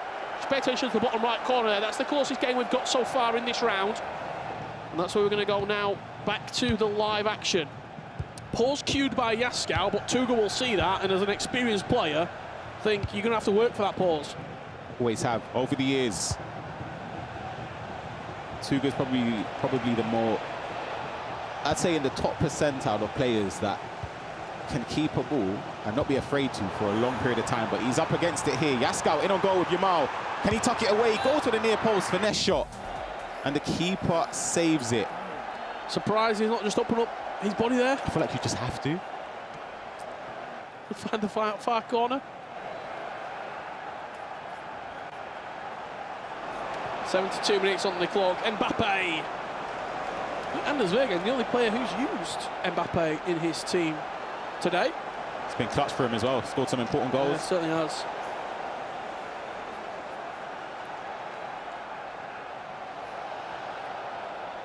Great pass that is Zico.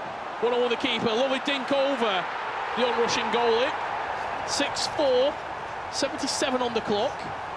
There's time. I know we've said it a few times in this game, but that through ball is lovely. You just trigger the run, and when they're about to be level with the last defender, it's just a through ball in behind. There's actually 75 minutes on the clock, so there's 15 minutes left to play, plus a little bit of injury time. Having a look at it here, Ryan. Yeah, look at here's Zico being triggered. You can see Anders knew it was a problem. He tried to switch to Vidic, but again, it's too late. There's not much you can really do in that situation once they're running in behind there. Extra pass. Peixoto, again, spoke about the goal scored. Honestly, it's a different player. It begs the question, not only where was it in week 1, but how was it so far off? Yeah, this is night and day. Yeah. There's a difference from playing bad and you pick up maybe 2 points or 3 or 1 or whatever, but 0. And then to do this. And that's how it's affecting the table. Anders 21, Tuga on 15. But if Yaskow scores an equaliser right here, that table's going to get shaken up. Rashford, good save from Oblak. Yaskow creating chances, but can't quite find his way past Tuga's defence. LGR Peixoto on 6, Tex on 6, and Luke's official on 3. Yamal. Inside the box, dancing, twisting, turning. Can Yaskell find an option? There's Bob Matty. Rashford on the finesse, off the crossbar. How close will Yaskell come? Oh, and Tuga's managed to get it back there, but Matty fighting to get possession. It's a golden opportunity. He worked it so well. You can see it here in the replay. So patient, gets the ball to Rashford, takes it back where it came, because you know you want to look for that finesse shot, the play style. The body's opened up there for it. And LJR, goal number 11. Play look into a biddy left-footed strike. I don't think that'll be the last goal that we see in that game. Tuga, though. He's trying to kill the clock, isn't he, at this point? Oh, he's forced it. Slightly rushed past there with the double tap. That's uncharacteristic. And is there players out of position there? For Yaskell to penetrate. He comes forward. Bon Matty, play look. Yamal's in. Goes back to Bon Matty. Tries recycling. What is happening at the back? He made the wrong pass. He'd done so well to play a lock and then come off of the player and then trigger the run again. I'm surprised he didn't play the pass. I think he thought maybe it looked too obvious, and then, it's a tough one. Tuga just has to keep the ball. Easier said than done. Goes long, and goes long early. And a pause cued by Tuga, no surprise there. Let's bring you a quick fact of the Pro Open as well. I can tell you, the first player to score 11 goals in a game. We've just got there, I believe. Oh, that's 12. Is Peixoto. Yeah, he's flying. LJR is on a different level right now. Ball into Shelling, finesse shot. Unbelievable turnaround from LJR Peixoto, but I think that week 1 performance might just be a bridge too far for him. We can see all the games here currently in pauses at the moment. What you made of this round, Ryan? 'Cause it's been quite unpredictable. Yeah, I feel like before the game started, I would have said Anders would have beaten Tex. The Tuga and Yaskell game, I actually don't know. I didn't make a prediction beforehand because honestly, I don't even know which way it could have gone. As you can see, the live standings right there and what the results are doing to the table. Anders on 21 points there. And let me tell you again what we've got coming up next. Yaskell versus Peixoto. If he wins that game, he goes 3 points behind Yaskell with 2 games left to play. Granted, one of those games is against Anders Verang, and the other game for LJR is against Tuga.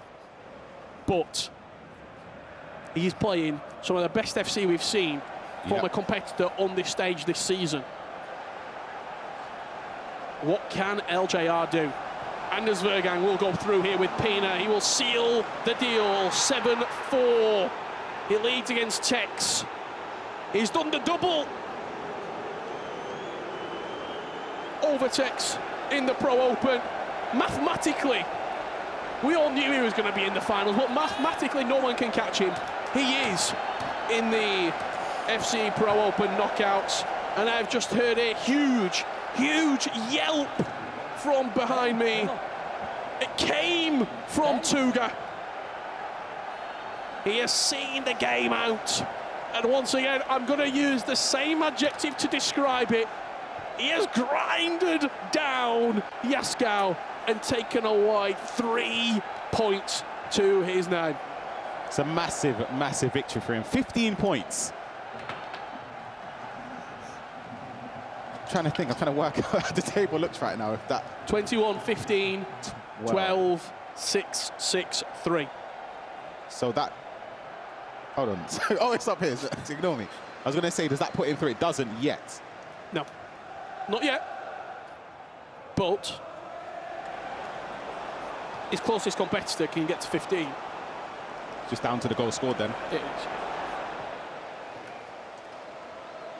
is. 3-2 victory for Tuga. 12-4 LJR. Anders wants 8. Gonna get it, isn't he? Oh my goodness, that was snuck in. Finesse shot. Anders Verang, he's got one thing on his mind right now, I can guarantee you, and it's getting maximum points. 30 out of 30. 10 wins out of 10. Another victory to put in the column against Tex. Closer than the first time around, but still a win for the #1 ranked player in the world. Anders 7, Tex 4. As we wait for a full-time result from Lucas and LJR, but the result is simply so one-sided. We know where the 3 points are going. We're just waiting for the referee to blow time on it. 12-5.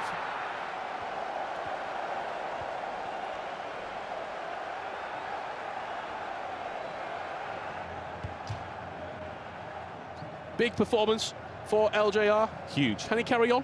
I think he can, and I think he will. That game against Yaskau, he couldn't have painted the picture better for him at this moment.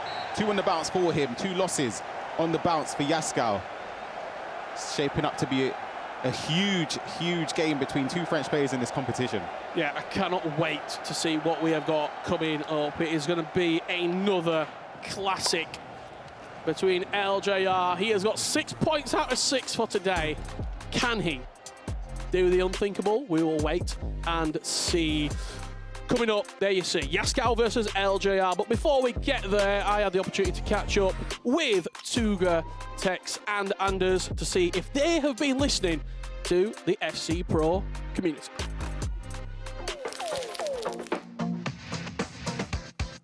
Hello and welcome to Who Said That? On today's episode, I am joined by 3 of the best players in the world, Tuga, Anders and Tex. Point check, 3, 3, 3. Going in to question 4. Who said this? 5-1. Wait, no, 6-1. Tennis game. That's a direct quote from someone. No clue. Locked in? Yeah. I'm not sure, Tuga, but I'll say Ryan. Ryan. Shout out Ryan Pessoa. Anders, who said it? Yeah, me against Pachour, I think it was. And Tex? Ryan. Abimaka. This person said it during a game against Abu Fawzi in last season's Pro Open. But it was me. And it was Anders. 5-1. 5-1. Not even 5-1. 6-1. 6-1. Tennis game. Anders is in the lead. You can't give him a question about himself. That's cheating.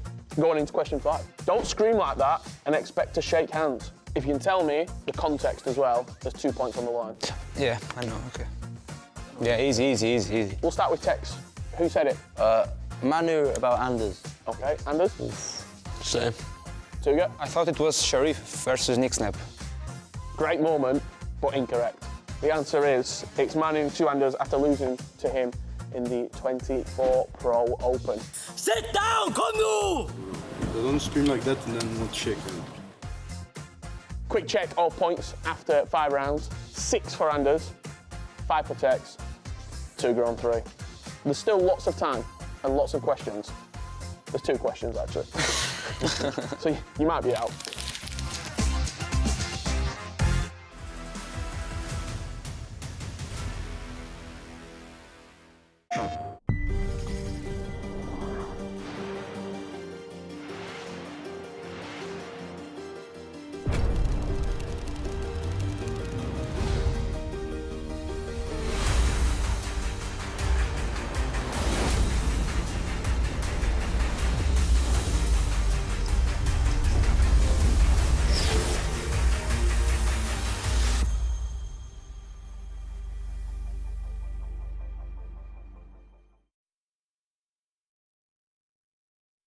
PlayStation.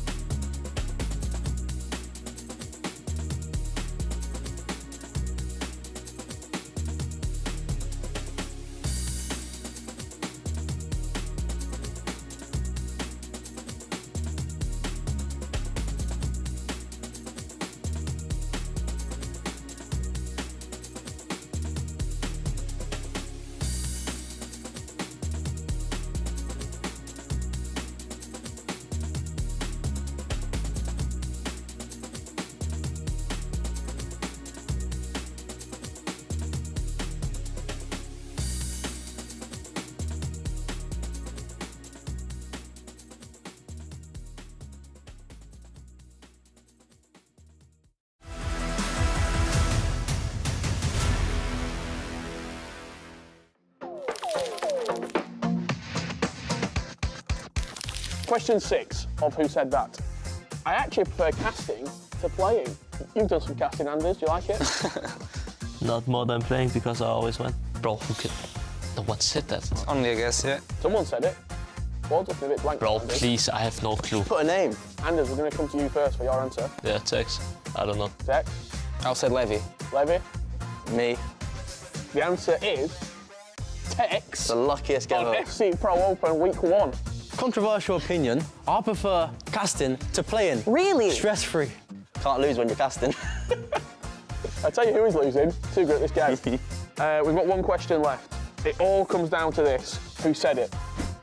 Did you see that? No handshake. Stir the pot. And we're looking for context as well. Do you know it? No. I really know. Tuga, we'll come to you I'll first. say Richards, Abumaka versus Stingray, World Cup. Nah, that's true, I think. Anders, who said it? I say you, but Tex against this Banda in the Pro Open qualifier. Tex? Pretty as them went about me. The correct answer is someone's right here. Oof. Nah, just not you. Someone's got it right. Just not you. Not me, is it? I said it about Tex after Bandar didn't shake his hand in last year's global qualifier. Do you see that? No handshake.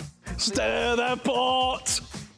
You know, you got no life. You got no life, bro. Wow. No life. Wow. No life. Wow. So there you have it, 9-6 for Anders comes out on top. Let's get back into the action at the Pro Open.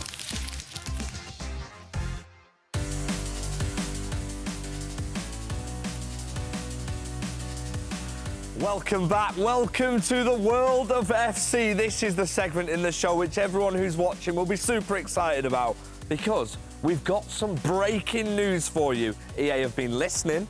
There is another set of notes we're about to see, Ryan and Jamie, and I'm sure a lot of you at home will be excited for these pitch notes. Ryan, things are changing. We've asked for a change.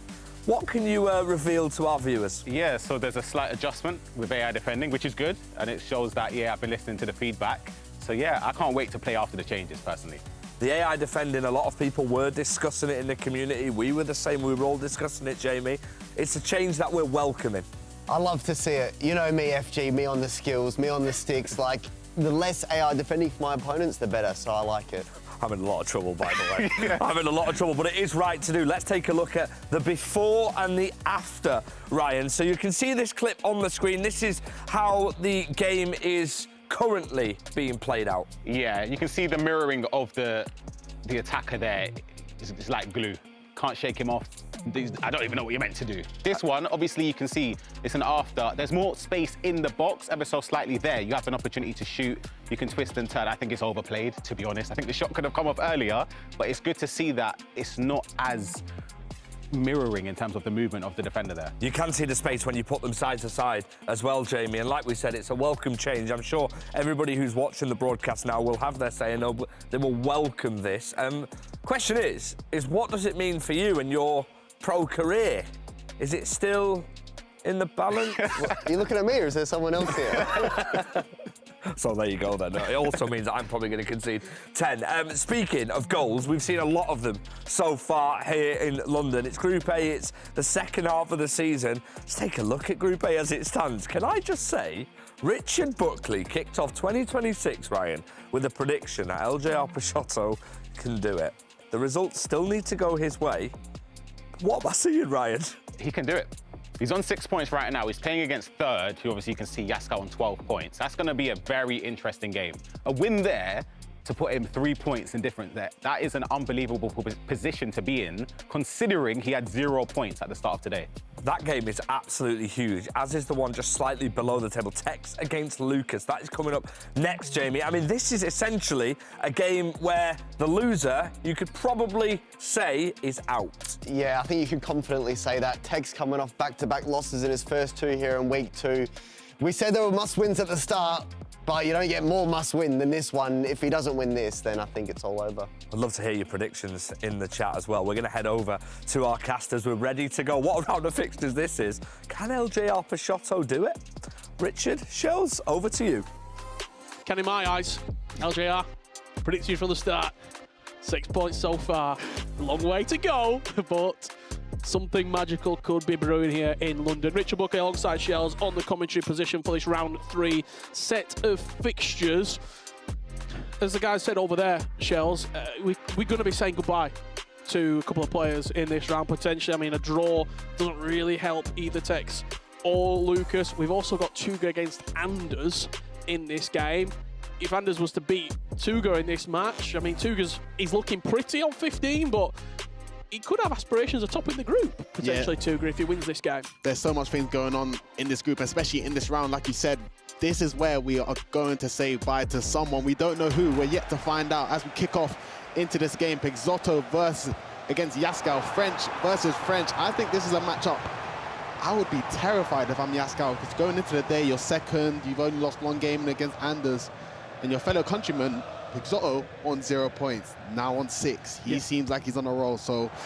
Hold on. Anything can happen. Side trap right off the get-go. Yaskal giving him a goal in the opening 3 minutes. Eljar Peixoto 1-0 up inside 2 minutes. What have I just seen? It was just a poor offside trap from Yaskal. He's completely mistimed it and has put Pixotto clean through in an easy tap-in for Von Matti to put him 1-0 up. And like I'm saying, this is a scary game for Yaskal. You've lost your first 2 games. Tuga's now ahead of you. Anders already pretty much out of the picture. We don't really need to talk about him. But now he's got to watch out for Pixotto, who's now on 9 points as it stands. Well, we do have an early goal here between Lucas and Tex. It's fallen Tex's way. Lovely dink over the goalkeeper there with Diani. I'm sure there'll be plenty of goals in that game. Lucas just leaked 12 to the hands of Eljar Peixoto. Last time these two met, week 1 of the Pro Open, 6-5, Yaskal won. It was a tight affair. Yaskal came away with all 3 points. I don't think it's going to be tight this time around because Peixoto is a man possessed. I mean, this is the Peixoto I guess you was expected to see in week 1. As you can see, you've done so well to patiently wait for your mouth to break through. And L1, R1 roulette, we talked about it in R3 earlier. And then a finesse with Pina to make it 2-0. Peixoto is not going down without a fight. Certainly not. And if he is, he's taking a few with him as well, because he's taking points off everyone. Yeah. I think it goes to show how much confidence, and sometimes it's not your day to be at the best level. And you've gone from week 1, Peixoto on 0 points. You were not expecting to see him flying so far, and a finesse shot from Lucas trying to equalise here, and he's got himself a corner. That's this corner whipped into the box. Oh, it's actually played short, in fact. Him out. Just strong enough to hold on to possession there and retain it. That's good dribbling from Lucas to the byline, cuts it back. Abilia with the finish, 1-1. The scoreline right now. I want to hear from everyone at home. We just had a brand new promo in the game, Time Warp. A lot of people have been playing Ultimate Team for a long time. Let me know, who did you want to see as a Time Warp player? Who did you want to see involved in that promo that didn't make it? Shells, what about for you? Who missed out? I mean, I've been playing for a long time. I would love to see a Cristiano Ronaldo item. I think he's been one of my favourite attackers for many years. Of course, as he's aged with time, his item's not that great anymore starting off, but I would love to see him in this promo. And for you? Look, I've played for a long time. Whenever I get asked a question on who do I want to see in the game, there's only one answer. He would be coming in as a hero. Oh, gosh. He would be coming in as a CDM. He's not necessarily a Time Warp player, but he deserves to be in the game. Gareth Barry. And I think you would be the only guy using Gareth Barry in your team as well. As you can see with Pixotto trying to make it 3. I'm sure there's a few Gareth Barry lovers out there as well. FG being one. 2-0 Peixoto leads. Just looking over my shoulder, I don't think Anders and Tuga have kicked off yet.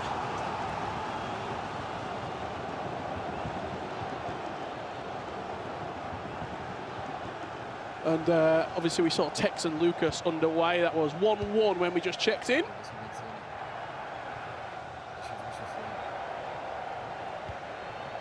See Pixotto patiently building up, trying to get to his reset. Something maybe don't really see much from Pizzotto. We know he's so dangerous on the counter, but he's just taking his time.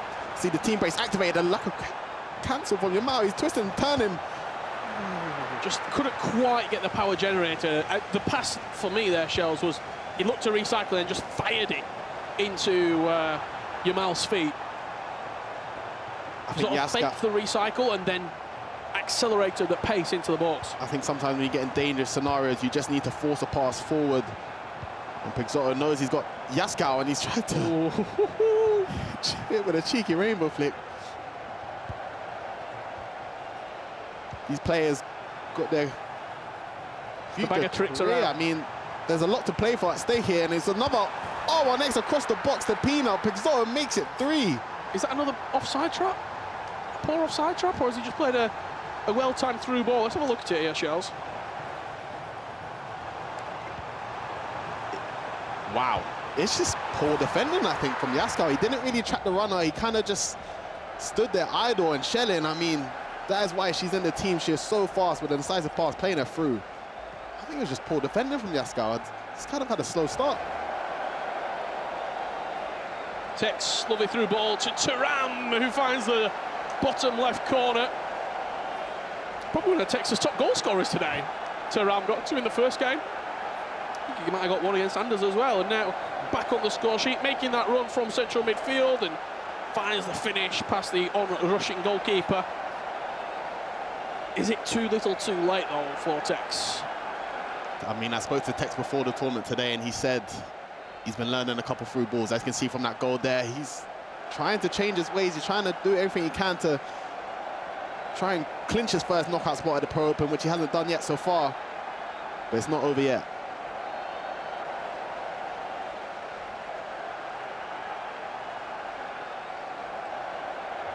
Yaskau just can't really seem to get the ball rolling at the start of this game, but Pizzotto finds himself a lot of space with Yamal. Felt like he didn't need to force that pass out extra.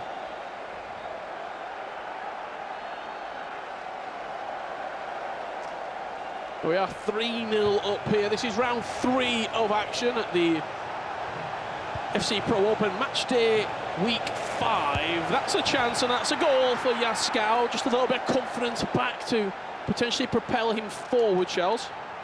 It was a great, I think, once again, sloppy defending from Pizzotto. I think great momentum from Yaskau just to take the touch outwards. He didn't, I think Pizzotto didn't need to step and commit that hard with Theo Hernandez. Just gave De Jong an easy space to capitalize on the space.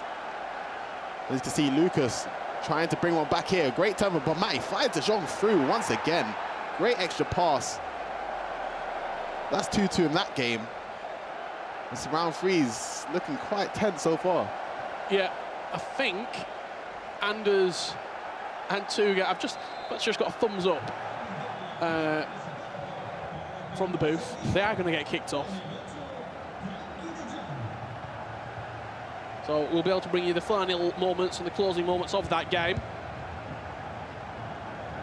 As it is a first versus second clash, but all eyes are on this all French affair on the main stage between Peixoto and Yaskau. That's a really important tackle. It's a great tackle. He had to make that tackle. I thought he gave him the space. Yaskau slowly starting to get in. It's a dangerous through ball from Pizzotto. Does the L1, R1 roulette straight away with Shelley. He's got the goal for this. Couldn't quite find the opening angle with Schelling. Was it too premeditated, or was it too easy to predict as soon as he did that spin inside? It's sometimes quite easy to predict. As you can see, Tex finds Thuram once again in the box. It might actually be his top goal scorer. I'm picking it 3-2 for Tex. But on that attack there, I definitely think it was a bit too predictable, but it's hard, you know. Sometimes you think when you're playing against the best players in the world, you have to do the crazy thing, you have to do the special thing, but sometimes the simple thing always is just better, but you got to mix it up at times. Peixoto here on the edge of the box. It's De Jong versus De Jong, and it's Yaskau's Franke that comes out on top. There's runners going forward here. Rashford once again linking into De Jong. Let's see how this attack does start to take shape. There's a finesse, opens up the space for Alex Morgan. And a round of applause from Shells in the commentary booth. You like that one? I'm not gonna lie, that was insane. That was everything. I could see everything he was doing on the whole build-up, but he was just using the space so well. He knew what he's looking for, because as soon as he got the ball inside with Morgan, it was a finesse shot straight away. That was elite attacking stuff from Yaskal. Tex leading here, 3-2 against Lucas Official. Seem to have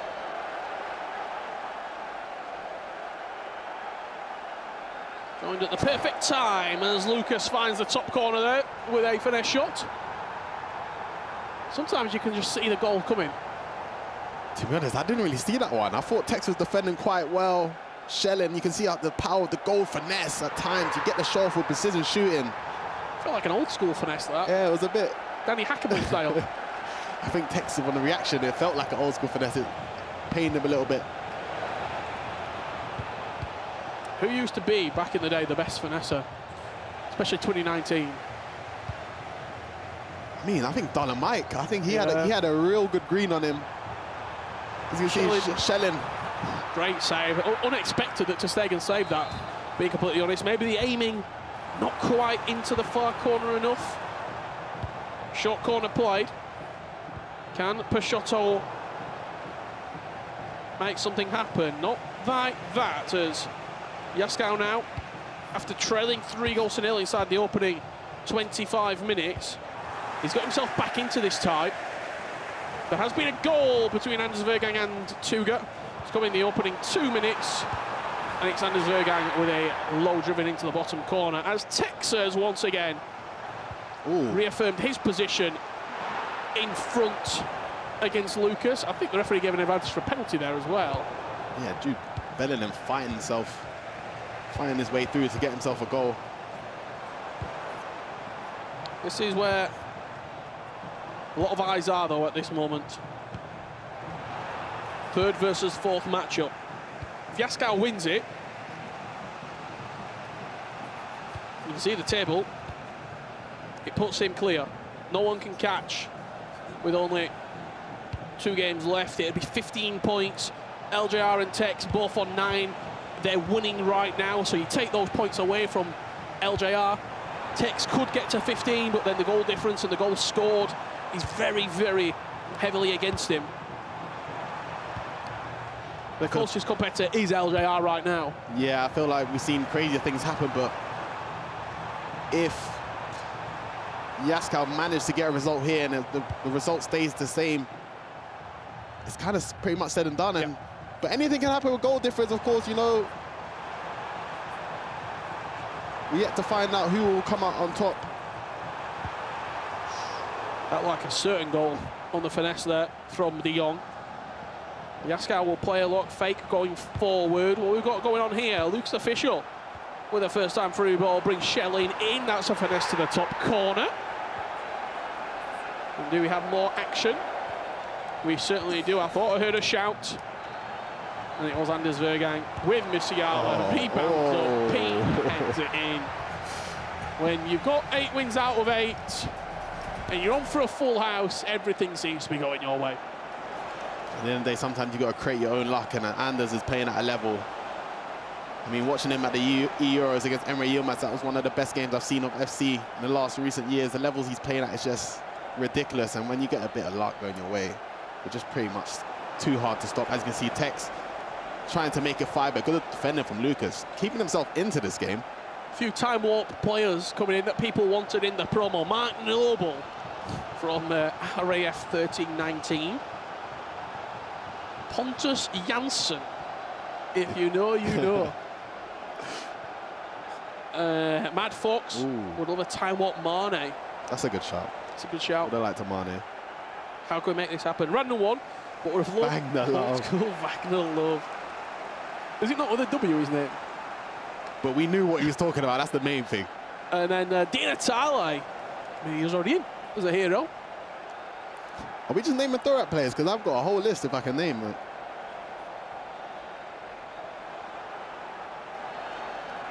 Lovely build-up. Not quite. Goal coming in from, by the looks of it, Tuga. Pina just shoves off the defender. That'll annoy Anders. 2-1, 10 minutes left, 10 minutes gone, sorry, on the clock in that game. What about Emil Heskey, maybe? Little Emenike? Gary Abdul-Lahore. That's a time warp. That's a time warp. Darren Bent. That's a time warp. Ooh. Oh, what a pass that is. Shelling in behind the defence. Twists inside. Lovely from Tex. This has been a goal fest. That ball wasn't even on the screen. I need to talk to him after. When did he trigger him? What a pass that was, but look at this goal. He done a Lakuka's shot. Usually you got to cancel it, usually you pass it, but he knew that you'll be watching the pass, and you can see Yaskal bringing one back, making it 3-3 in that game after being 2-0 down. The draw's a great result there for Yaskal. It's a great result indeed. But will it end as a draw? We'll wait and see. This is the game that all eyes are on. This game could really decide where this table, should I say, is going to finalise. Still got 6 points left to play for, but I'll tell you what, if this does end in a draw, Tex is in with a shout. And that's all he needs. And you just see how one goal can affect it. Luke's official just equalised. And now down at 7 points. Let's see that equalising goal. You see Shelling just seems like she's dominating all parts of the game. Finds a pass into the zone, just running byline, just a normal X pass. Lucas seems to be fighting his way, just staying in the game, keeping himself in it, hoping for the momentum to switch into his favour. Same like in this game where Yaskal thought he might have been done and dusted, but he seems to be getting into it slowly. Rashford finds himself with a finesse off the bar. How close can you get? Whew. He hit the bar last game as well, did Yaskal, when he was trying to chase that game back against Tuga. There's Anders Verang, 20 minutes on the clock, finds himself in front as Elja Peixoto is once again nipped his nose in front of Yaskal's. 57 minutes left, 57 minutes gone, sorry, on the clock. It's Pena, one-on-one with the keeper, and a finesse shot at the near post. He went for the Player of the Month Pena with finesse rather than the low driven, and you're seeing pretty much all of his goals are finesse shots. Yeah, and that's a big thing, to be honest, because I personally really don't like that Player of the Month Pena, just because she doesn't have the plus roles. So you can see for LJR Peixoto, he doesn't care about the roles. No. He cares about the play style, which is the main reason why she's in the team. And listen, he's on 9 points at the minute. Started the day on 0. LJR, what have you got for us?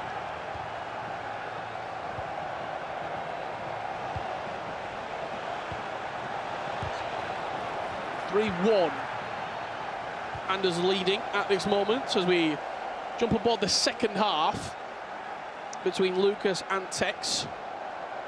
5-5 at half-time. These two throwing everything at it. I think Tex, we've not really spoke about him a lot today because he's sort of been on the periphery, but if results do go his way, he can find himself into a conversation for third place here. He's just found himself conceding against Lucas. It is... seems like Tex, yeah, we haven't spoken about it as much, but finds himself losing to Lucas not right now with a pass to Bonmati. A bull roll just takes him on inside and a low-driven near post. Disappointed that the defender's not blocking that? Nah, I think that was good attacking. I think Tex just put himself in a bad situation.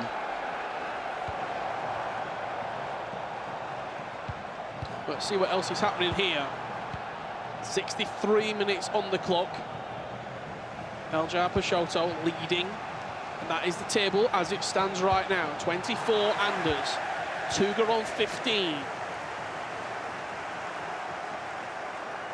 As it stands right now, Anders is going to the FC Pro World Championships. He's going into the top 8 of the Pro Open. And he's right now, with 2 games left to play, on par to break the record for the most points ever achieved at the FC Pro Open. He is playing right now at a level that I think it's safe to say, Shells, we don't see we don't. And to be honest, a lot of people ask me, especially on stream, why is Anders so good? How is he so good? And I think he's just better than everyone. And I'd like to say for most pros, you can kind of see what they do and their strengths and weaknesses. And I think when him going forward, he just has an understanding that no one else does. Well, it's only 50 minutes on the clock here. 6-5 the scoreline. Scratch that, 6-6. Tex equalises. Peixoto in the danger area, flicks it up, headed away by Yaskau. Got a few more time warp players here coming in that you want to see. Personal preference. Mario Goetze definitely missed out. SEN from Yuri. I think fan is already in Yuri. Pretty sure maybe he just had an SBC. Promo, maybe. The one-on-one connection. Shamak or Podolski as Oblak called into action to tip that round the post. And Bucks asking for a better version of Jamie Vardy, the recent Serie A Player of the Month. I'll give you three. Ababo, Gervinho and Doumbia. We appreciate all the suggestions. We have had a goal, and it's Tuga. 35 minutes on the clock. That game not out of sight yet for Tuga. 3-2 the scoreline. I'm really impressed with Tuga, to be honest. I think his discipline really shows out of every game he plays, and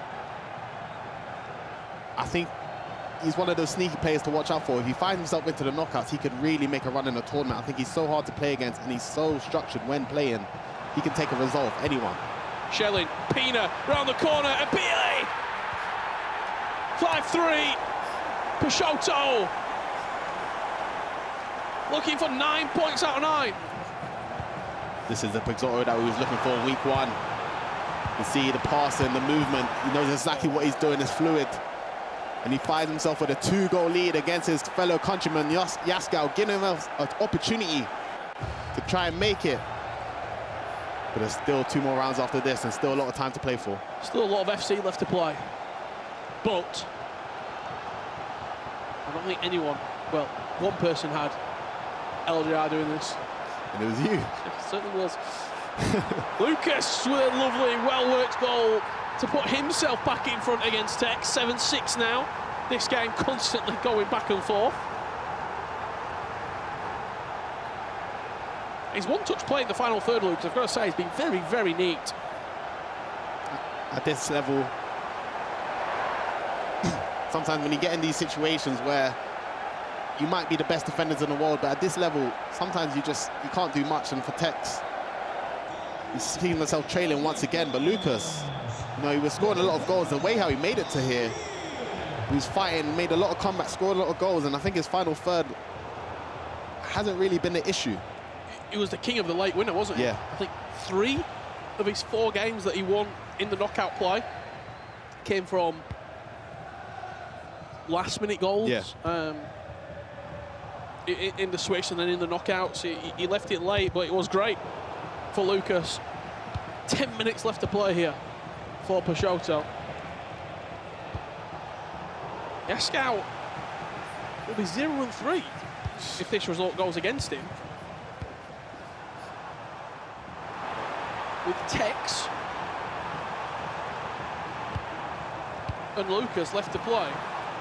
Quote-unquote the 2 players at the bottom end of the table, but Tex could have something to play for if he can get a win in this match, and you're happy with that. Messi with the finish. I mean, that was literally a time warp Messi goal right there. That was insane dribbling from Tex. Managed to bring it back and equalize, giving himself another chance. He needs to try and get a result, because where this group is going, that third spot could go to anyone. That could have gone to anyone as well from Ter Stegen. Didn't look convincing at all. That's the table as it stands right now. Anders 24, Tuga on 15. But that game is only 3-2. Yaskau on 12. He's not picked up a point today. LJR Peixoto, 9 points. He started today on 0. And Tex and Lucas coming in at 7 and 4 points respectively. Tex mathematically still in with a shout. He can finish on 13. It's quite a tough one because if I'm Tex, it's like, do I really try and push for the win? Because if you drop points here, you're pretty much done. But you've got 2 rounds left. There's not much you can do in other rounds. You need some results to go your way. How much do you want to risk it? If you've got aspirations going through, you have to try. Yeah. You have to try and win that game. Offside trap coming up. LJ Peixoto just holding on to this ball, protecting it for his tournament life, you could say. 3 points is essential. A good foul in that scenario. Yeah, it's a great foul. You've got a 2-goal lead. You don't need to give him any easy chances. You want to make him work for the goals, and you can take a yellow at any time. Well, we just saw there, we could be coming into a pause. Didn't want to give the tactics away. He caught us in action right there, locked in to the screens. I'm just having a look over. I can see Anders and Tuga, I think they're about to get back underway. Every time I look at Anders, by the way, he just looks over at the comment. Look, just mention his name when he looks at the commentary position. They're underway. I think that game was 3-2 over in the corner. Tex and Lucas were just about to get kicked back off. This is live action right now between Anders and Tuga, and we're just going into the second half.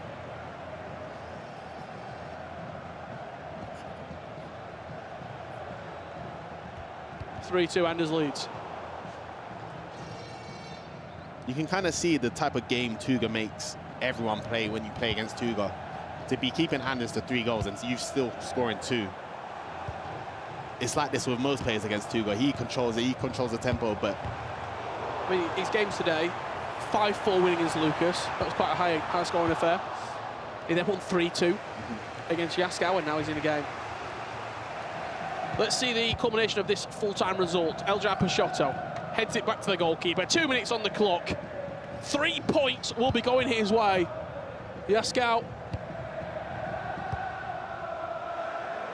If he wants, goal difference. Yeah, absolutely. If he wants to go through, needs to pick up something out of his last 2 games. LJR has come to play in London. 6-3 victory.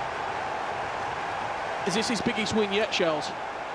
I think it's, in a way, yes, because it's giving you the confidence that you can do it. I think now that you've won your first 3 games of the day, what else do you have to lose? But LJR, the choice of finish, I think, is really important. He's took the touch outside, but a finesse shot, because he knows Yamal's got the gold play style, just to ensure he gets enough power. As you can see, Tex playing a through ball to Diani. And a low driven from there once again. Finds himself leading in that game. A big result for him as well in terms of the group standings. Listen, it's a crazy first touch from DeJong, which gives him a 2-goal lead against Tuga. But the group standings is starting to create a gap. Yeah, it certainly is. You've got the top 2 sort of pulling away, but then this game right here feels pivotal in those groups. Yeah, this is it. 15 goals, 7-8 the score. There's one thing Lucas hasn't struggled with today. It's putting the ball in the back of the net, getting it out of his own, something that he has struggled with, but going forward he has scored goals and he has caused issues for players. But it's been in the defensive area of the pitch where he has struggled. Diani, one of Texas' superstars today. 10 minutes left on the clock. I don't see a backward step being taken here. It's going to be attack, attack, attack for the final 10 minutes. Yamal can't quite shrug Theo Hernandez out of the way. It's really hard when you play against a player like Lucas. I feel like he is so dangerous on the transition. You don't want to take your time too much on the ball, but you've also got to go forward to just kill the clock a little bit. But to give Lucas any chance going forward, man, you don't want to give him too much space. Does a 9th goal settle it? Yeah. I think that will cool the nerves for Tex. He's trying to get it. It was a great save from Donnarumma to keep Lucas in the game. Donnarumma called into action and pulled off his line as well. Quite strong mind there from Lucas to pull the goalkeeper out. Theo Hernandez just missing that through ball. Theo Hernandez. Big save from Texas Donnarumma. Let's see if he can force it right from the corner. De Jong driving into the box. Pina twisting, turning. What a save from Donnarumma again. Tex needs to survive this. Will he survive? Yamal driving into the box, back post. Fake shot inside. Big tackle from Tex. And with 5 minutes on the clock, but with 15 goals scored in this game, there is going to be a heap of injury time added on. And it's such a weird scenario where you kind of need to score another for goal difference. But you can't hold the ball from that point because there's too much time on the clock. Yeah. Anders Verang doing Anders Verang things. There's Musiala with a finish to the top corner. Back to our featured matchup at the bottom of the table here. Win and stay alive for Tex. De Jong intercepted from Theo Hernandez. Shellings the ball down the line. Does he go towards goal? Does he go to the corner? It's the corner flag that he opts for. Comes back inside. Referee doesn't want to give the free kick. Vidic's just too strong. We're going to be going into an injury time period where nerves will be high and tensions can be cut with a knife. 3 added minutes is what is on the clock. Bonmati with a first time through ball. I just think Lucas rushed it at the end. I think he done so well to slow it down to try and get his look, but that final pass was just not needed. Can Tex hold on to this ball for 90 more seconds? Great work down the byline with Valverde. Goes back into the midfield. And you think from here, he's done enough. Goes long, it bounces up into the air. Hold on. The referee doesn't want to play anymore. An absolute thriller. 8-7. Tex comes out on top against Lucas Official, with LJR beating Yaskau. Tex beating Lucas. That puts Lucas out of contention. But this group and the fight for third place hots up. And Tuga is trying to chase down first place because he's got one back here against Anders. Still a lot to play for in that game. Of course, 20 minutes left. But yeah, like you said, the players in the group are fighting. That's the LJR table. and Tex have given themselves an opportunity to stay in the competition. Just look at that table, Shell. Anders on 24, Tuga on 15. You maybe push them to one side, just for now. Yasko on 12, LJR on 9, Tex on 9. And Tuga has got another one back. That's 5-4. Will Tuga be the first player to take points away from Anders Vergang? And not even that, if he manages to get a result here, that will definitely get him away from, I'll say, the third position, especially Yaskau. You can see the perfectly timed through ball to Bellingham, just waiting for him to burst through. Pulls one back, still a lot of time. Just have another look at that table there, Shells. Just try and work it out very quickly. Obviously, LJR, his last 2 games, Anders Tuga. That's who he's got left to play. Hey. And Tuga is playing against Peixoto next in our featured matchup. Big games. We thought this group might fizzle out with the top 3 being so far away from the chasing pack, with Anders Vergang being 6 clear after 1 game. And there is a big goal to put him 6-4 up. We thought that Tuga and Yaskau would just pick up results and ease their way into the knockouts, but that simply has not happened. Yaskau, 0 for 3 today. LJR Peixoto, 3 for 3. And then sometimes even going into the tournament, I mean, LJR, he probably went into it thinking, I'm pretty much done and out. There's play with house money. Let's just see what we can do. See what we can do, play our game, try and get as confident as we can, because obviously there's still a lot to play for in the season. So going into the tournament, you're not really that scared for Yaskau. He knows he's close to qualifying. That can add nerves, and every time you lose in a round, That nerve starts to get increase a little bit more. What's Tex doing right now? I mean, obviously you've been in plenty of these position, Shells, where you're in a group, you're looking at other results. I asked Ryan the same question earlier. Are you watching any of the other match? Are you trying to sort of say to Mav, your coach behind you, just listen out what's happening? Like, yeah, you've got to play to those results sometimes. It's really hard to block out the noise, but I think for Tex, and especially how experienced he is, he's just going to focus on what he can control. He knows he's kind of left himself in a tough situation, but it's not over. And I think that giving him the opportunity to capitalize on his own ability, that's all he could ask from himself, and that's what he wants. I mean, all three of those players, Yaskau on 12, Tex on 9, and then LJR on 9, is within their own hands. If you win your two games that are left, you're going on to 15 for both of those two, who are on 9, and you're going, I mean, up to 18 points if you're Yaskau. Yaskau's playing Tex and Lucas in his last 2 games. So I think there could be a world, and what's the last game of the day? Tuga versus Tex. When we came into today, we thought maybe that's the game to see who's going into 3rd. Could be the game to see is Tuga going to close the gap on Anders Verang? Will anyone catch Tuga? Yeah, that's a good question. I don't. Oh, it's only time will tell. I think there's so much exciting stuff to come in the late 2 rounds. Still 15 minutes left here. Tuga trailing by 2. Is he going to be the first guy to slow down Anders and take points off him? Or Anders continue his dominance? He's been a steam train, Anders Verang, in this tournament. He just keeps on piling coal into the furnace and simply blowing past every single opponent in this tournament. A slight diversion with the Euros. Picked up another tournament on his way. Picked up another piece of silverware. And I have to highlight once again that game against Emre Yilmaz. The level they both displayed, I think it shows the rest of the tournament, the rest of the players at this tournament. That's what you got to get to. That's what you got to get to. Those players both got 15 out of 15 in the first weeks. I know Anders is a very big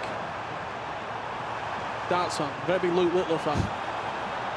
What he's done in that world of sports with the pure domination, the levels that he sets upon the rest of the competition, I think people look at Anders in the same light and go, if we want to get anywhere near winning tournaments and competing, that's who we got to get to. That's the benchmark. And I also feel like I'm praising Anders, but I think we praise his on the ability in game stuff all the time. But even his interview afterwards, I thought you could see the mental stress it does take on him and the mental situation he puts himself through. He wants to win it all, and he knows the one tournament loss could change his confidence, ruin his confidence. He doesn't know if he can make it back. And I think from his interview from there, it shows how much it means to him. Absolutely. Well, let's see if Tuga can put a dent in the armour in the final 5 minutes. Does come forward, but to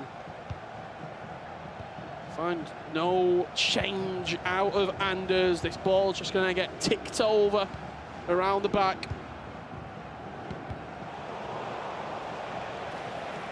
Just game management now from Anders. Tuga trailing by 2, pretty much should be Anders wrapping up the 3 points. Tuga might be able to bring one back, but as you can see, just killing the clock, taking his time, not rushing. He doesn't need to do anything. He's already on, what, 24 points. And you know what that means, Shells? Officially won the group, officially at the FC Pro World Championships. And he will be one of the top 8 players at the Pro Open, looking to defend his title. Something no one's been able to do in the Pro Open era. It was PH Zin beating Anders in a final, and then Anders beating Oben last year. Tuga, with 2 games left to play, is in a very, very good position. It would have to be a catastrophic turn of events for him not to go through at this point. We've seen a lot of FC played over the years. You've played a lot, Shells. You've played against some of the best players ever. The levels that Anders is showing at the moment, the consistency more than anything, it is quite scary. it's frightening. And I think as a player myself, you know, I've been able to play against and come against the greats, you know, Dosari, Nicholas, Tex, and you can kind of see the level that some of these players have been at. But I think Anders, for me, not that he hasn't got my respect, but he's starting to. I don't think any tournament he's going into, I can't pick him. I can't. He's the favourite in every tournament. And I think to have that respect on a game, on these type of games, I think it's frightening to see, because the level he's at, it's not normal. He is extremely consistent in what a lot of people call inconsistent times. Yeah. And I think that's one of the biggest compliments you can give him. Yeah. Couple of minutes left on the clock here. We're just winding this game down. Anders is going to the FC Pro World Championships officially. It's a 6-4 victory that puts him over the line. Another topping of a group. Could be 7. Mbappe with the finesse. Team Falcons, what a pickup that young man has been. He fell short last year at the World Championships in a shocking defeat. He'll be back there again this year. Top of the group, top of the pile. A perfect run for Anders Verang. 8 wins out of 8.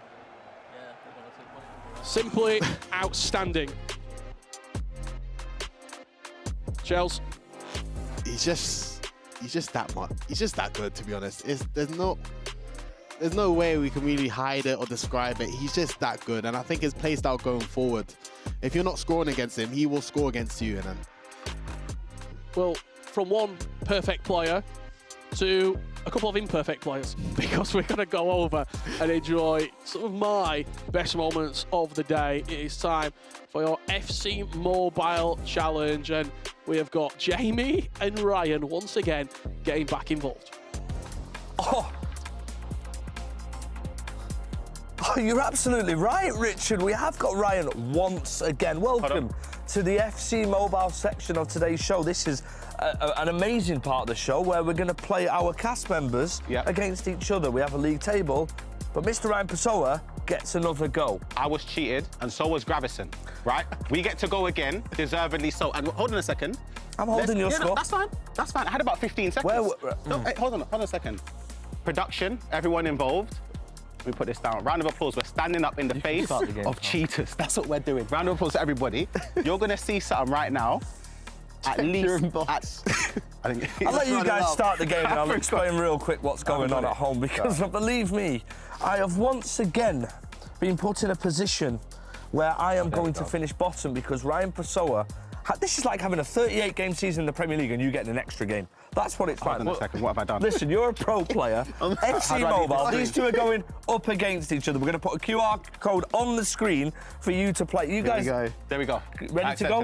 Everything okay? What I was made for. We're going to set up a poll in the Twitch chat whether it's fair. Ryan Pessoa, who got 3 last time, it wasn't 3. Gets another go because it wasn't good enough. Let me scan the QR code on the screen to play FC Mobile. We'll see you after the break. I am raging. I'll show you. This is my game. This is so unfair. I just need a tip. How do I sprint?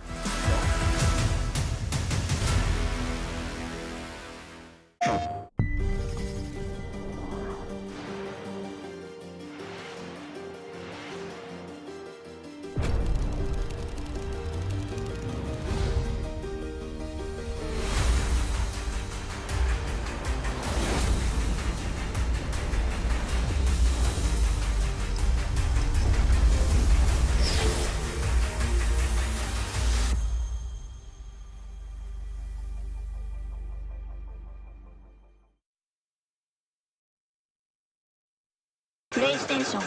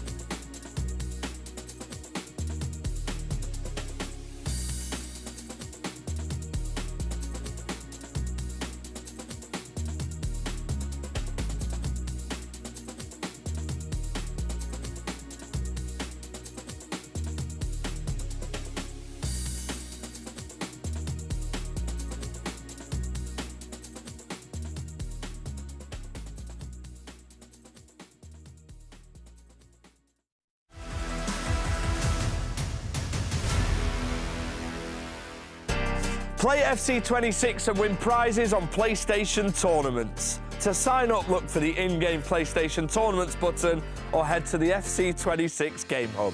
Bring your best squad, show your skills and compete for prizes and more. Welcome back, ladies and gentlemen, to FC Pro and the FC Mobile section of the show. How did it go? Happy with how 8 goals. I wasn't too happy in the end, but you know, I'm only second to Tex, so it's You're not going to bad take crowd, is second it? place, which is so well deserved on your first and only goal. Congratulations. We will be moving you in second position. Do you know what behind happened? Tex. I don't know, production, we got the cameras when he was distracting me and I still finished above him. Listen. Surely listen. we picked up, how many cameras are in there? We must have picked that up, right? Let's just have a look at the highlights, shall we? I mean, this is how to do it, Jamie. You were fantastic, mate. Absolutely fantastic. Nothing negative to say about you or anything at all. Yeah, look, FG only needed 1 go at it. Whoa, what's going on there? What? Look, I'm getting, he's touching the screen. I wasn't touching any screen. Listen, I mean, look, FC Mobile is an amazing game mode, by the way. If you're watching this at home, I mean, I can. That was unbelievable, by the way. Oh, we hit the bar last And second. oh, was that you? Is that you there? That can't be you. Not. What? It can't be you. You got 4 points. That's laughing. What was that? You see that? There's an asterisk there. By the way, why is there an asterisk? Tell me. We did. Wait. Tell everyone why is there an asterisk. Tell us. Because you cheated last time. No, but how did you get an You asterisk? cheated last time. And there was a poll, by the way, during the break, and let's see the results of that if we can, if our producers will let us. Remember, guys, you can play FC Mobile for free. It's free to play. Scan the QR code on the screen. The club is yours. Genuinely, you're probably better than Ryan already because he got 3 in his first go. You're last. I'm not updating this leaderboard, Gravison by got the cheated way. as well, by the way. No way. So no way. myself and Gravison already, we're ahead of it. You're in the relegation zone right now. I'm watching Shells and Richard Buckley and they are furious. Is it fair Ryan had another go to it? Did you guys misread the poll? I've seen enough. 62% Shells, help me out here. 62% of you have said yes. Okay, Forget fine. that camera All right. for a second. Listen, thank you let's all go for to that one. watching. No, honestly, hold on. Can we go to that camera? Is that possible? Can we just flip it around? This is possible. This one right here. We need to do a full zoom in. Let me set. 62% of you heroes at home, you lot know justice, you know that. And honestly, if there was a way, I don't even know what to say. Why are you? The 38% of you lot, it's okay. I voted. I don't take it personally, but the others, the one that voted yes, if the camera's good, you might see a tear right here. You lot, you deserve the world. You know that. Thank you for watching the justice. Stand up It's justice. It's justice. Thank you for watching, everybody. Let's amend it now. Let's see if everyone else gets another go. Let's go over to FC Pro IQ. We're not playing that. Amend it. I've seen a lot of interesting things in my time. Brian Pessoa demanding the camera on him, saying that it's justice. Might be up there. FC Pro IQ time. We're going to get back to business right here. Myself and Shells bringing you one of the sort of the more intriguing plays that we've seen today. In the pro sort of sphere, it's known as a recycle, shall we say. What are you looking? We'll let the play out as a whole, but what are you looking to do here? In particular, from what are we trying to achieve out of it? I think the beauty of the recycle and the reset is just that the opportunity it brings to you is just endless. I think there's so many possibilities that you could go, so many passes you can make, and so many outcomes you can do to get a goal. And you can see Pessoa making it. So roll this back, roll it all the way back. So when he gets the ball sort of in here, let's play it on, shall we say half speed? That's nice, actually. The run triggered there? Yeah, it was a run triggered there, so the main objective, of course, is just to get down the byline and push the opponent's team back. If you can pause it right here, I think what the key thing you got to highlight is you've got so many options. Of course, you've got the pass here, you've got the pass here, you've got De Jong lurking, and then you've got your 2 attackers. So there's so many options where for your opponent to watch. I'm in possession here on the ball. What pass? Shall we number them almost? You've got player 1 here, player 2, player 3, and player 4. Which one are you trying to get? Is there a method to it, or is it just, I'm just going to pass what's on? I think you've got to watch your opponent's cursor and see what they're doing. As you can see, Theo Hernandez is already out the play. So the first pass for me has got to be this one right here, just because it's the most dangerous one off scoring, and you want to react to your opponent and see where he switches to. So let's play this on. So let's resume the clip and see what's going on. He changes his mind, but if he pauses it, it's still the same outcome because he's using it. Into here, bang there, and then is it this space right here? that you're sort of trying to exploit. Exactly. That whole space, there's so many different outcomes and possibilities that you can do. And at this level, when you get yourself into these scenarios, you can change it so many different times. And it's kind of like a chess match. You want to maybe do a finesse shot that time. You may want to do a piece of skill that time. So I think what Pixoto does so well is just using the space that's given to him. And if we resume the clip, it's just simple stuff. The first time pass with De Jong, and then it's just decision-making. Decision-making at very best. And that's why the reset and the recycling is the key to success in FC.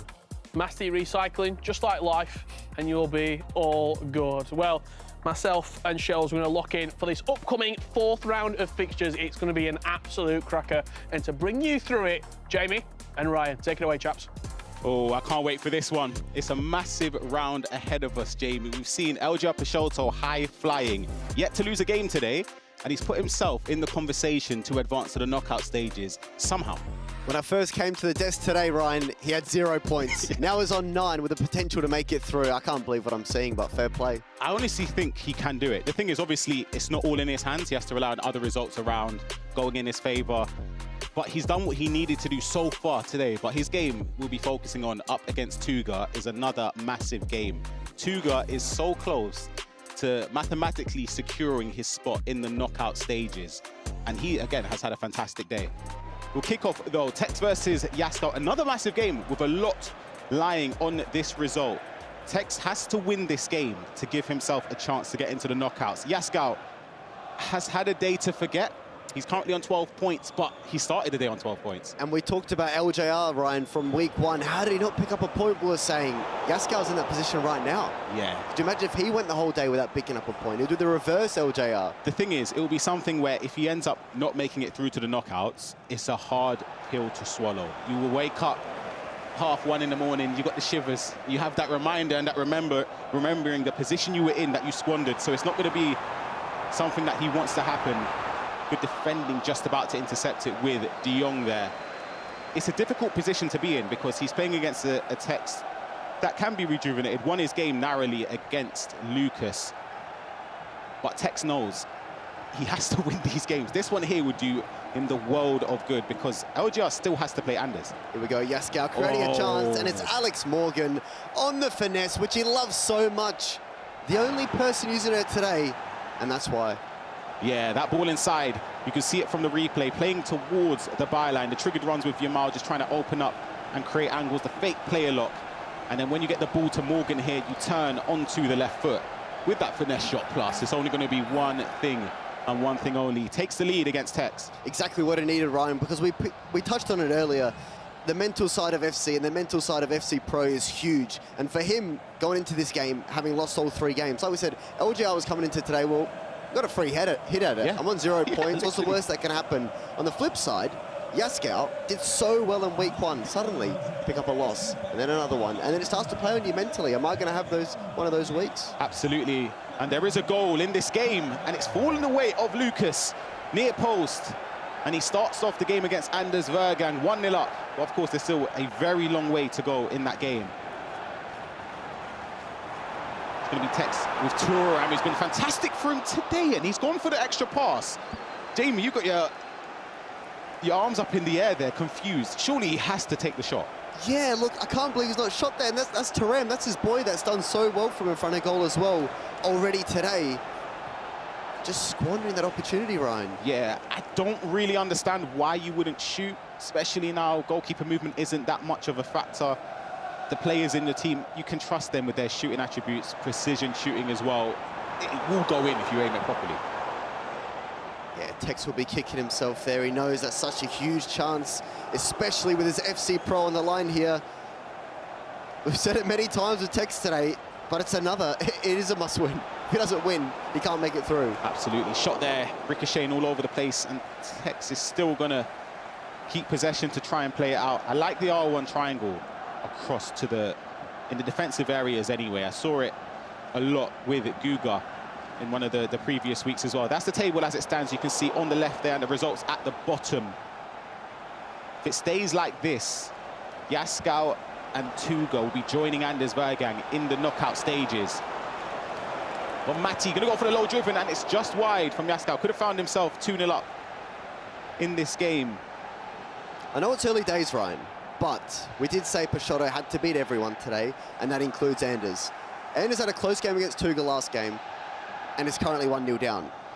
If everything stays the same, Peixoto surely backs himself in that last one. Yeah, that's just offside. I think for Peixoto, in this game specifically, I think he'd be hoping for Tex to win, because that will put Tex on 12 points, Yaskal on 12, and if LGR wins his game, he's on 12 as well.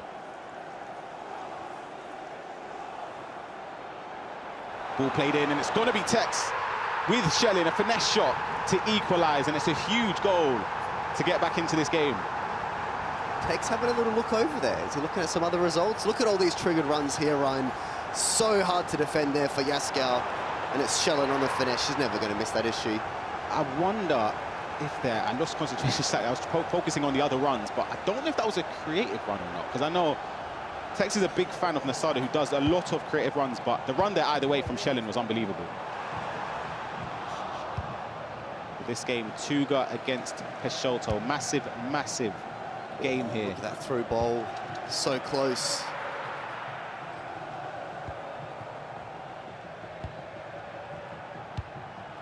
I think there's a world if Tuga loses this. They're not going to say it, are you? Wait, I need to see the table again. There's so much going on. I think if results go a certain way, we could see 3 players on 12 and Tuga on 15.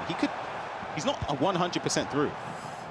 I actually thought he was a certain. 2 rounds ago, I don't know how we're in this position right now. Yeah. It's unbelievable what is happening right now. You can see the triggered runs. Now LGR Peixoto's in behind with Schellin. Beautiful play across there. Billy's going to tuck it away. And 15 minutes in, LGR Peixoto is 1-0 up against Tuga. James, surely not. He couldn't, could he? He couldn't. Hey, Tex did say to him after he beat him in game 1, he said, make sure you beat everyone else. Literally. He took that personally. He did. And this is back over to Lucas against Anders Verang. Yamal with the ball roll inside. Goes for the finesse shot beautifully into the corner. And he's 2-0 up early doors. And over here, another goal has gone in favour of Tex. First time through ball. Pina in behind. Goes for the finesse shot at the near post. 20 minutes in, Yaskal could be having a torrid time again in this game. Ryan, this is why we love FC Pro. It's Lucas, bottom of the group. 2-0 up against Anders. We already had him down as 30 points. We said it was over. But I love to see it. The competitive nature of Lucas, look, he probably knows. He obviously knows at this point that his FC Pro is over. Does that help him? You know, we talked about the mental side, having a free hit. It's like, well, I've obviously got nothing to lose. Yeah, for him, I feel like it's a difficult situation to be in, just because you will still dream before today started that you can still make it through. The problem is, once you start to lose those first 2 or 3 games, it's a very difficult position to find yourself in. Speaking of taking things personally, Ryan, I think I just saw a goal graphic pop up. Oh, it did. For that man. Anders Verang driven pass into Mbappe. That low-driven finish into the corner, and it's a response from Yaskal against Tex. De Jong just biding his time, a player look into Morgan.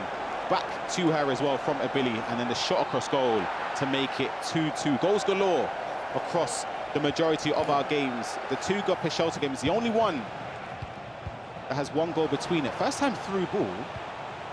Tomodo still finds its way here. Beautiful player lock. Yamal, can he find the space? A huge block to prevent goal number 2 going in.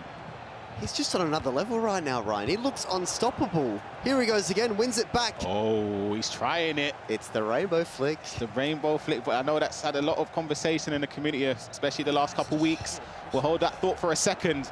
Lucas is going to go 3-1 up here. Schellin plays it across. Defender potentially could have done a bit better there, but Pina sneaks in. And right on cue for Tuga Bomati to make it 1-1. This goal here, Jude Bellingham, you could just see, just trying to find the space, triggering the run, beautifully worked from Tuga to get the equaliser. Lovely goal, that. A vintage goal from Tuga. Just speaking on Peixoto as well, do you think he would have believed? Like, realistically as a player, if you go 0 out of 15 points on a first week of a group stage, do you actually believe that you can come back? I mean, It's tough. You're asking me, Ryan. If it was me, probably not. But I'm not Peixoto, and he's not me. So, like, I genuinely think coming into today, I think he believes he can beat anyone on his day.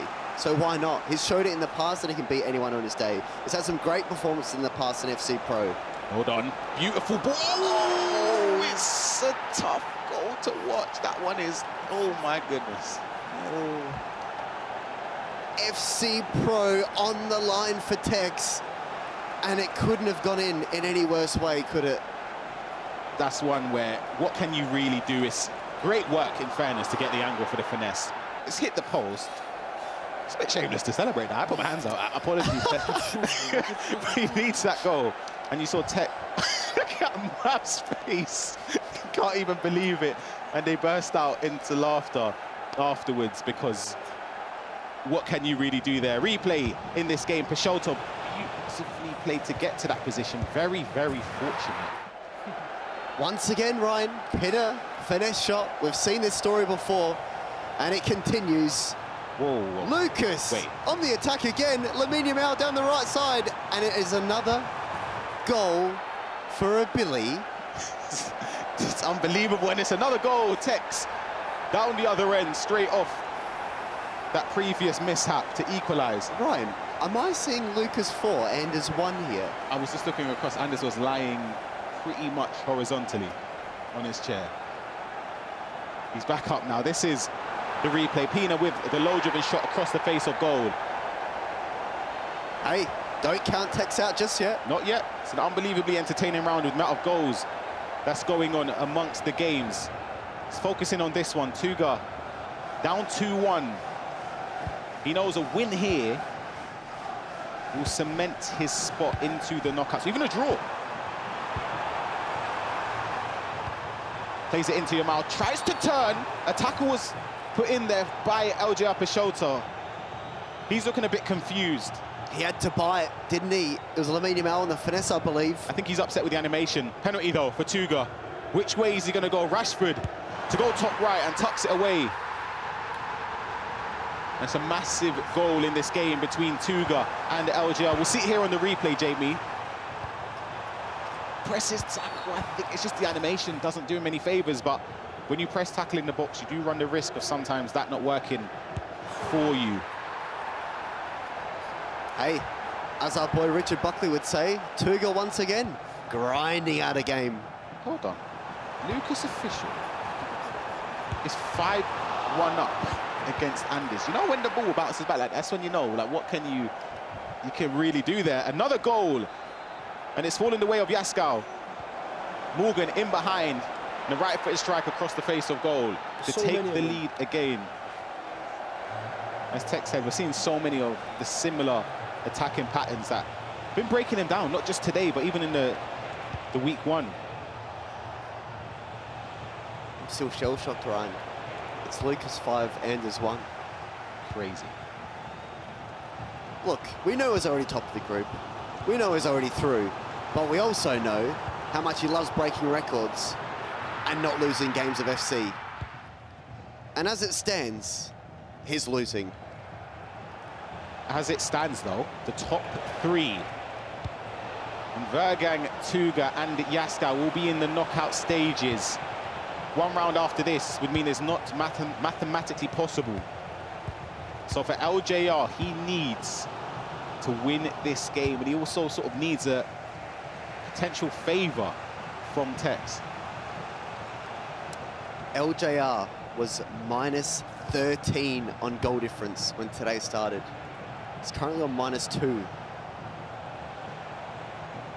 He's up against somebody that's very experienced in these situations that in years gone by, we always associated him with reaching. Pretty sure there was a thing where he qualified for all of the major tournaments, like for Tuga. I can't remember what year it was, maybe 2020 or 2019. I can't remember, but Tuga's always been consistent. Sorry, what's going on here? Lucas Official is 6-1 up against Anders Verang, who, of course, has already made it through, has already got his spot secured as #1 in the group. But he'd be hoping to break the record, and Lucas Official has different ideas. And oh dear. Oh, it's... I think the reaction there says it all, Ryan. Maverick. Wow. It's tough to concede two, especially, and here we go. LJR Peixoto working his way down the byline to play it across and tuck it in. I tell you what, the live standings right now, LJR on 12 points, needs to beat Anders to have a shot. Anders is losing 6-1. He needs to beat Anders, but then he'd also need Yaskow to lose his game, and I believe Yaskow is up against Lucas Official, I think my memory serves me correctly as well. Pushing forward though, Anders, before half-time, if there's anyone that can stage a huge comeback like this, it is Anders, but not from that attack.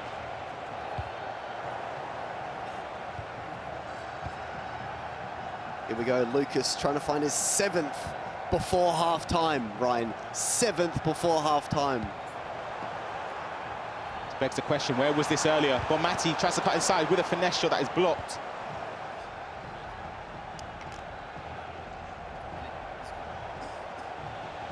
See if Anders can get a goal back before half-time. Musiala, double tap through ball. Pina, keeper movement is unbelievable and he saves it. I don't know how we're seeing this right now.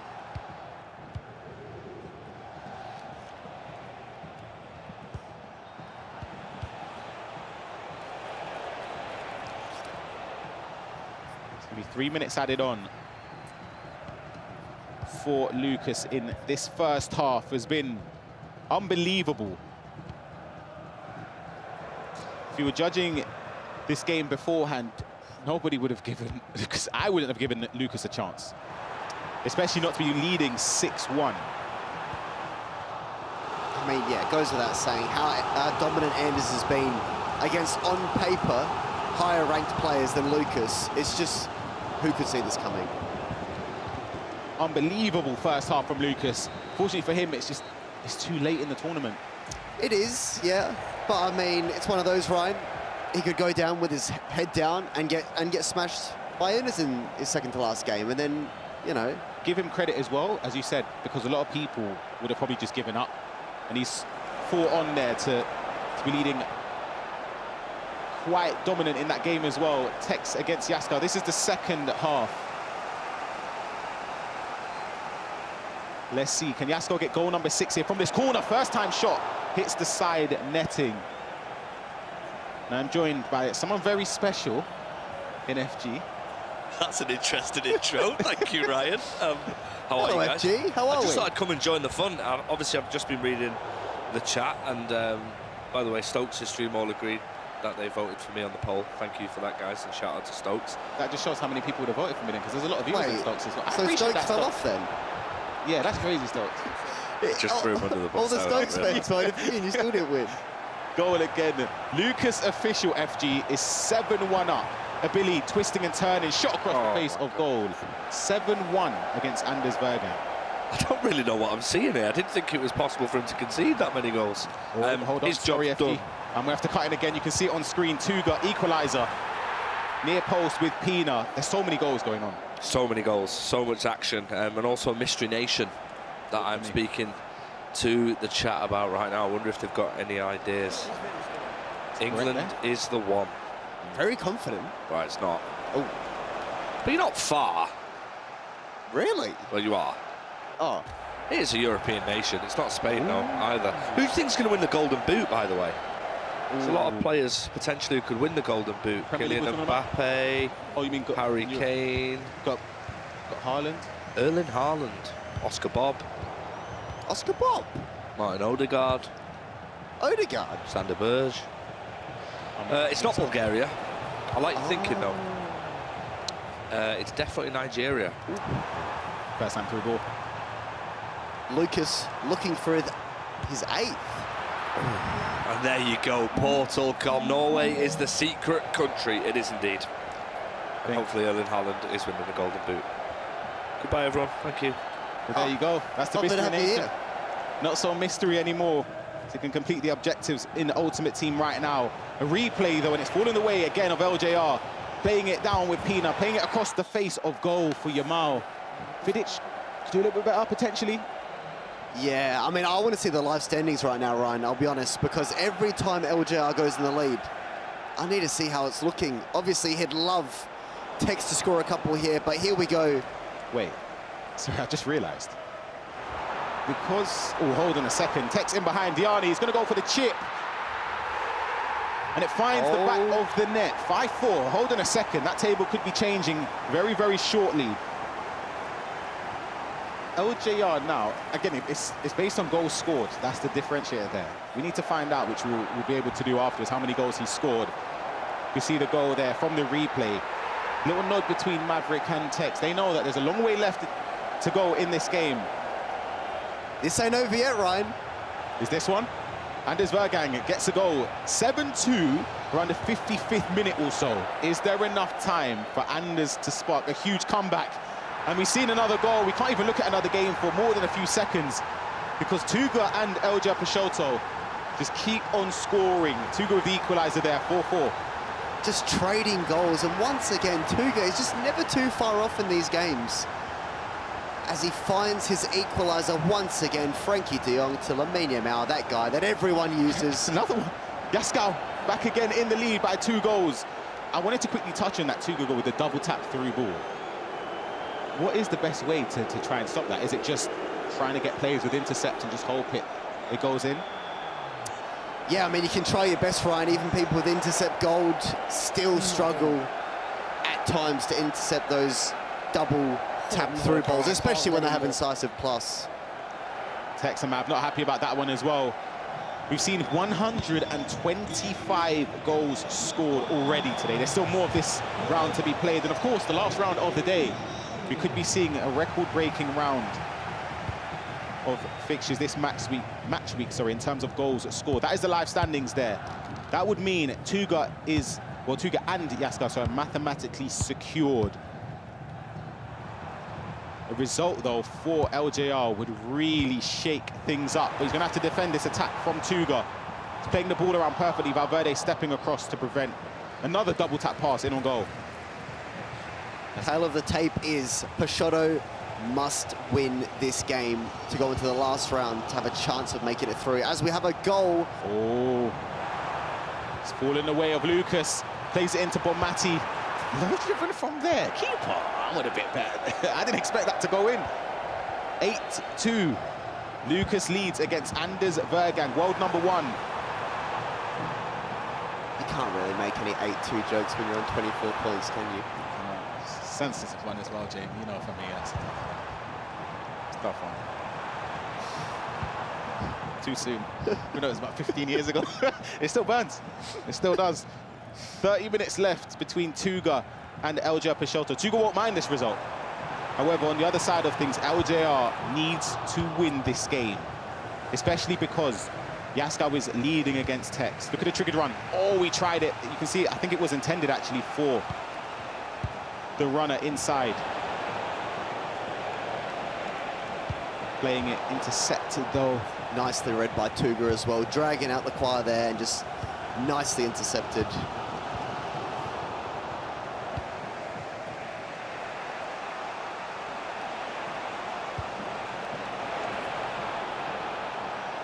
Skill cancelling down the line from LJR Peixoto.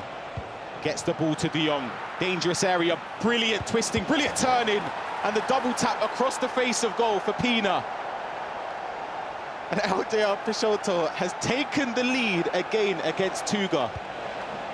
Jamie, talk me through that build-up. Honestly, what a beautiful, beautiful goal. And it's that ball across right there. What composure as well. I was looking at that, Ryan, and I'm thinking, shoot, I'm shooting. shoot. I'm shooting it. He squares it across. Lucas, number 9. And it's Yamal who tucks it away. 9-2 against Anders Verang. Lucas is chuckling. He sees the funny side of it. I know they're on opposite ends of the group, right? But 9-2 against Anders in any scenario is still madness. Anders is a perfectionist. Irrespective of whether he's already mathematically topped the group, it doesn't matter. He would have wanted to try and make sure he could have broken the record for the most points in a group stage of the FC Pro Open. He still can, of course, but he would have wanted to do it now and set a statement. He would have had something in mind of getting all 30 points. They're just crazy numbers. Look at that, 23 goal difference. 24 points. His goal difference is taking a hit this game, though. Still above 20 as well. Let's see if we're going to see another goal. Finesse shot tries to get space there. Vidic with a perfect pass. Not really the man you want on the ball there, but it's done well. Jumping over back to this game. We are live between Tex and Yaskov. Yaskov on the attack again. It would be a massive 3 points for him. And it would also mean Tex will not be able to advance to the knockout stages. It will be another year where he's fallen short. But there's time. And if there's somebody that can do it, it is Tex building up with Messi. Double tap through ball. Diani's going to sneak in. And it's a bit of fortune. And I'll be honest, I think it's deserved after some of the goals he's conceded this game. The double through balls, Ryan. We're seeing it more than more. Just can't really intercept that there. Yeah, you'd expect Dio just to do a bit more. I don't know. I want a bit more help there. A puff of the cheeks from Yaskov. He knows it's going to be a tense last few moments. Anders Verang with Musiala. Fake shots back. Maybe Theo might be the home. Into the corner. And a great reaction there from Anders. Let's go back over to this game live. The crucial step from Vidic, and it's fortunately dropped back the way of LGR Peixoto, who finds himself 6-4 up against Tuga, and has given himself an opportunity where if he can see this out, he'll be in contention, or at least give himself a chance. Vidic, I don't know what's happened. Again, it's so unlucky for me from Tuga. Tuga should have the ball there. Here we go. Everyone doubted him. Everyone said he couldn't do it. Who's everyone? There was one man that said he could, and he's sitting over there, and his name's Richard Buckley, and he is in with a chance. He did say there's a world where he could get 15 points and not make it. That is still a possibility. However, just the fact that he's in the conversation, if the result stays the same, going into the final match, and the thing is, there's a chance potentially he could leapfrog. He scored a lot of goals today. Exactly, he could leapfrog either Tuga or Yaskov. He'll be, I mean, his coach will be having a keen eye on this game as well. If he hears a Tex roar, an equaliser is huge for Peixoto. Yeah, what's helped Yaskov as well is the goal scored he scored in week 1. Huge for him. Another goal back in this game for Anders. Musiala direct, just running towards the defensive line, and a finesse shot. Tell you what, 5 goals for Anders, 13 minutes. It's not happening. He's looking over here. He's just celebrating. Ironically there, that's funny. What do you reckon behind that, Ryan? I'm top and you're bottom? What do you reckon? I think that's it. What do you reckon he's trying to say to Lucas? That could be it. You can see the live scores at the bottom there. 9-4 Lucas official against Anders Verang. LJR 6-4 up against Tuga, and Yaskov 6-5 up against Tex. Could we see another goal from LJR Peixoto building up? Lovely bit of play. Yamal's going to go towards the keeper, and he just about saves it. But the key thing is the top 3 over there. You saw on the left with the group standings. Very important for LGR to win this game. Same for Yaskov. Tex, though, builds up. Couldn't find the angle with Jude Bellingham. Another goal. Hold on a second. You never know. I'm going to say no chance. You said no chance. I'm still saying no chance. Ooh. 9-5, though. Team press here from Tex, of course, in the dying minutes of this game, and it could very, very well be the dying minutes of his knockout hopes. Has to try and win the ball back, and he does. Vidic gives it away. I believe he can keep possession. 3 minutes added on to see if Yaskov can get his first 3 points on the board and give himself a huge opportunity to get into the knockout stages. Again, the goal scored is a key factor, and he scored tons in week 1. So it sets him above the other players. But for Tex, it's unfortunate. Generally, it looks as if he's going to be falling short again in another year of FC Pro Open. It's tough, Ryan. I know Tex will look at a couple of those goals he's conceded in this particular game, but as we all know, there's been more than just this game, more than those couple goals. And unfortunately for Tex, it's another year of not making it to the FC Pro knockouts. Yeah, on the other side of things, a massive result from Yaskau, who wouldn't have seen himself in this position if you asked him at the start of the day, thinking that it would have been potentially a must-win game, because he started the day on 12 points. He's now on 15. And he could be finding himself in the knockout stages. Anders Verang, 9-6, ball roll inside. Finesse shot there from Kylian Mbappe, but too little, too late. I'm going to still say it, though. It's too little, too late. Hey, who needs Scheller with finesse plus and Rashford with finesse plus when you've got Golden Mbappe, hey? Exactly. Why not? Tuck it in. Elja Peixoto, you can see his final game, which he has to win to get into the knockout stages. We'll be focusing on that one against Anders Verang. Yaskau against Lucas Official. And LJR Peixoto has got breathing space. And he's also, I'm going to say it early, has got 12 points on the board, Jamie. Talk me through that goal. I mean, it's beautiful recycling once again. The quick play, put it in the box. Either foot, it doesn't matter. Finesse, low driven, she'll finish it every day of the week. And Ryan, every single goal that goes in by Peixoto, every win is had. I just can't wrap my head around more. Sorry, that was a great bit of dribbling. How we didn't get any points in week one? Not one. I'm trying to think, sometimes you have an off day, but he had an off day. Like, that is... But he's so good, as is shown today. I just can't believe it.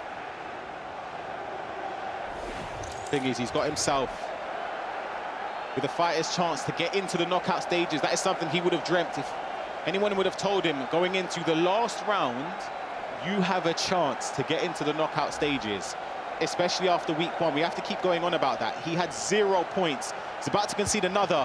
Black saves it. He would have taken that. Anybody would have taken that. A game against Anders Verang to have a chance of making it through to the knockouts. It doesn't get any harder. However, this is the position he's in. He needs some results to go his way, of course. And he needs his goals scored to be up there as well, Ryan. Of course, and speaking of goals scored, Eljar's going to try and carry on pushing. And so is Tuga. Even though he might think the game is done, the goals scored are very important. You love to see it though, don't you? Promote the attacking play. Yeah. We've seen so many goals today, like we mentioned. Record-breaking potential amount of goals. And let's see if Tuga can grab another one. And this is another goal in the game between Lucas and Anders Verang. You can see there 10-7.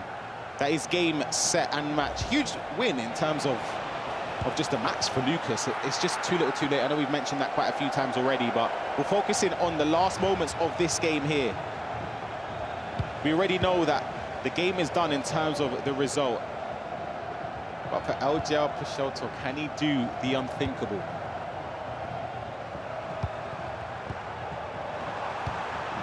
I'm going to ask you for a prediction, Jamie. Do you think you can do it? The game's against Anders Verang. He has to win that game. Yeah. Oh, I mean, you've caught me at a time, Ryan, where Anders has just lost against Lucas and Peixoto has another win. I believe LJR Peixoto will beat Anders Verang. I think he wins. Yeah. The thing is it enough? Is it enough? I'm not sure. Oh, it's a difficult one. He's going to keep on going to try and get another goal here. Yamal down the line with a skill cancel there. And also, I just want to say in advance, I apologise to LJR if Andy just heard me say that, because you're not going to win anymore. He's over there sat, of course, devastated with the loss against Lucas. Schellin goes for the finesse shot, and it's another goal for Eljar Peixoto. 8-4. We need to tally up his goal scored today, because he's been on a hot run. That is gold right now, Ryan. In the last kick of the game, to get his goal scored tally a +1. We know how important it is. And it's very likely that he'll be finishing equal on someone's points if he gets a win. Absolutely, you can see there, the game is done between Eljar Peixoto, who is on a 4-match winning streak, And in order to get into the knockouts and do the unthinkable, he has to defeat the world's #1 in Anders Verang. That'll be up very, very shortly after this break.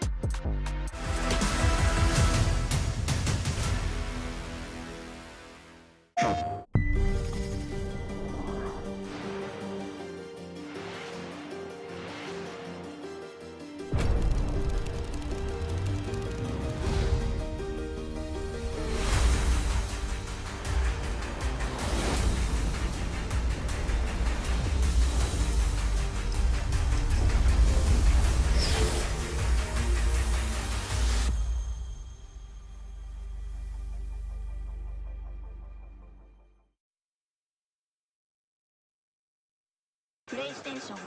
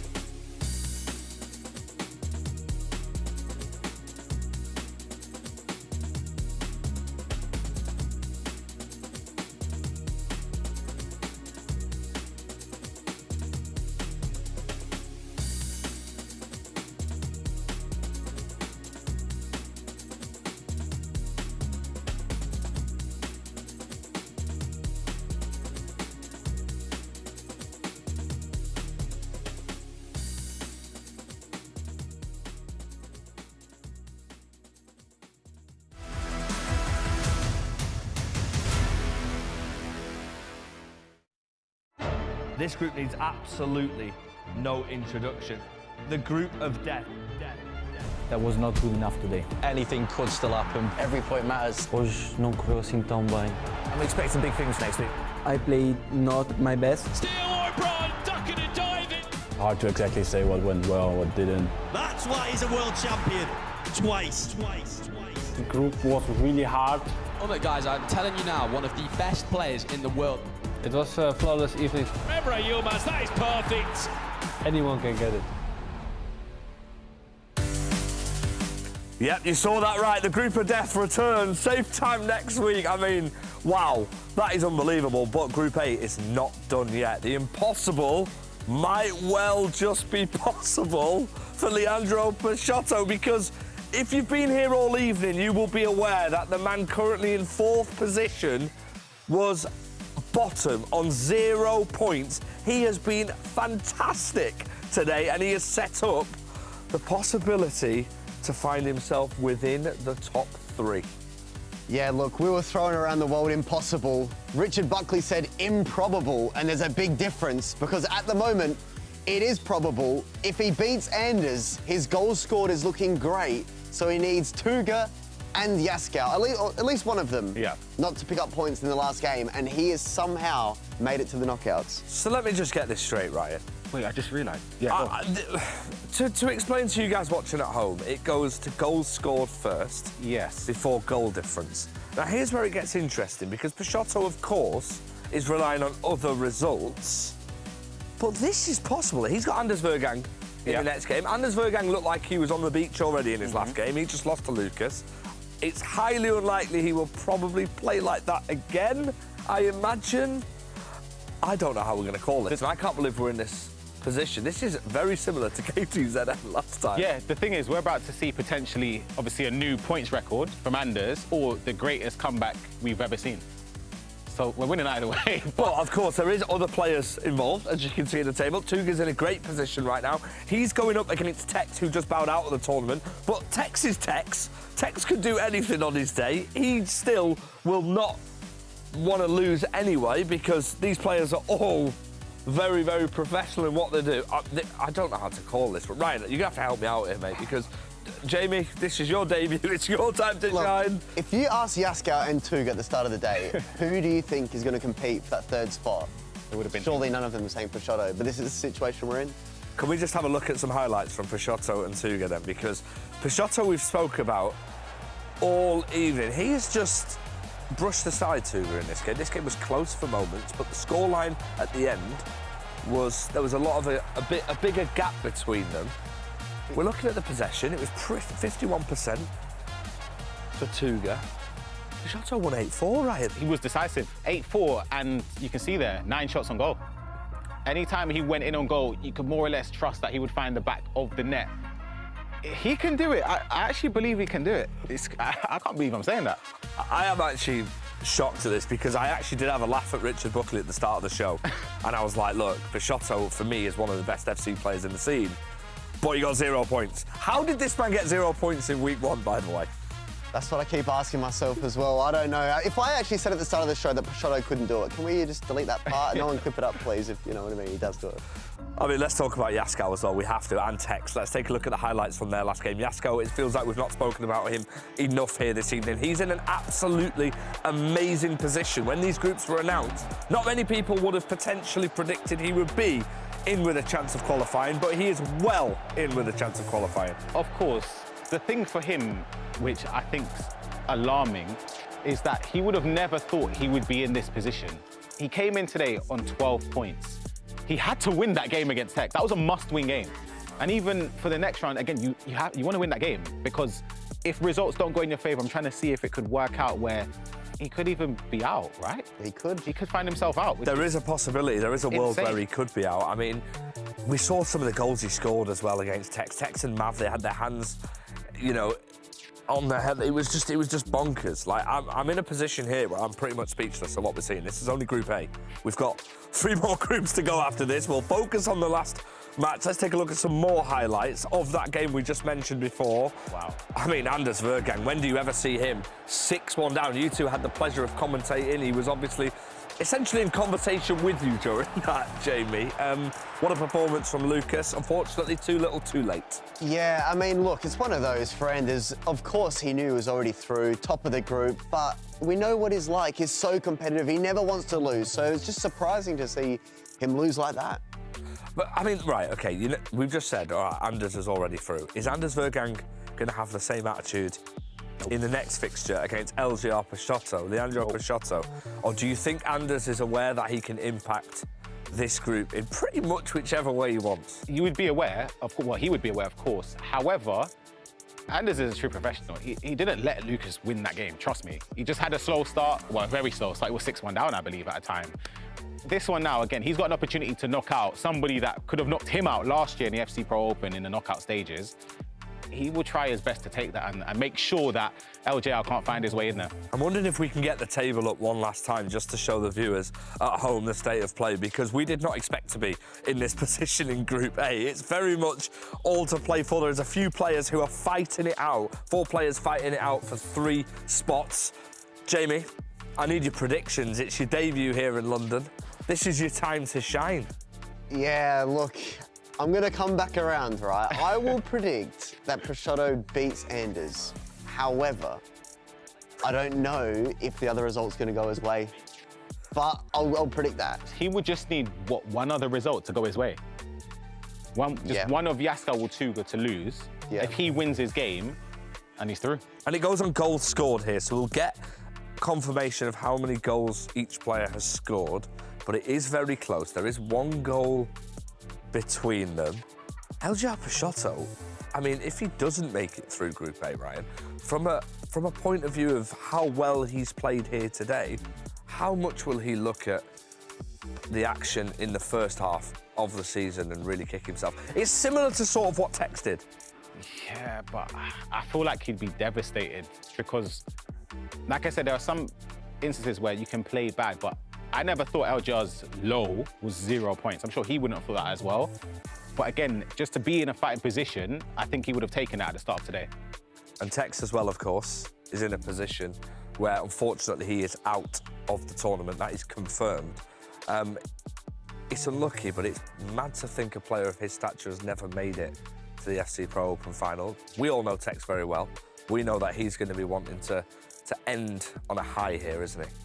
Yeah, I mean, look, we all know how competitive it is here, and Tex knows that himself, obviously never making it out of the groups, but he'll be back again like he always is, and I'm sure next year he'll be looking to make it out of the knockouts, of course. I think being here is a massive achievement anyway. I mean, we always put pressure on Tex. He's not just a great pro, he's a great caster as well.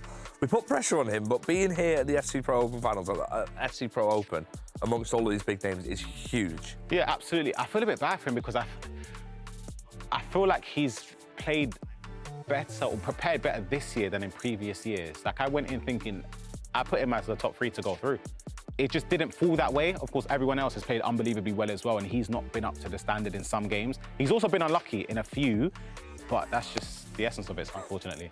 Like I said, the impossible might just become possible for Leandro Peixoto. We are heading into our final round of fixtures here in Group A, and there is certainly all to play for some of our players. Let's head over to our casters, Shells and Rich. I know you're buzzing for this, and how on earth are we calling it? Absolutely buzzing for this last round. Myself and Shells going to be guiding you through every single twist and turn that you're about to uncover, because I can tell you, I can guarantee you something. There will be a lot of movement in this table. Permutations going out the window. It is very, very simple, really. LJR has to beat Anders Verang to have a chance of going through. If he wins, then we start to have a conversation. Who is going to be taking second and third place?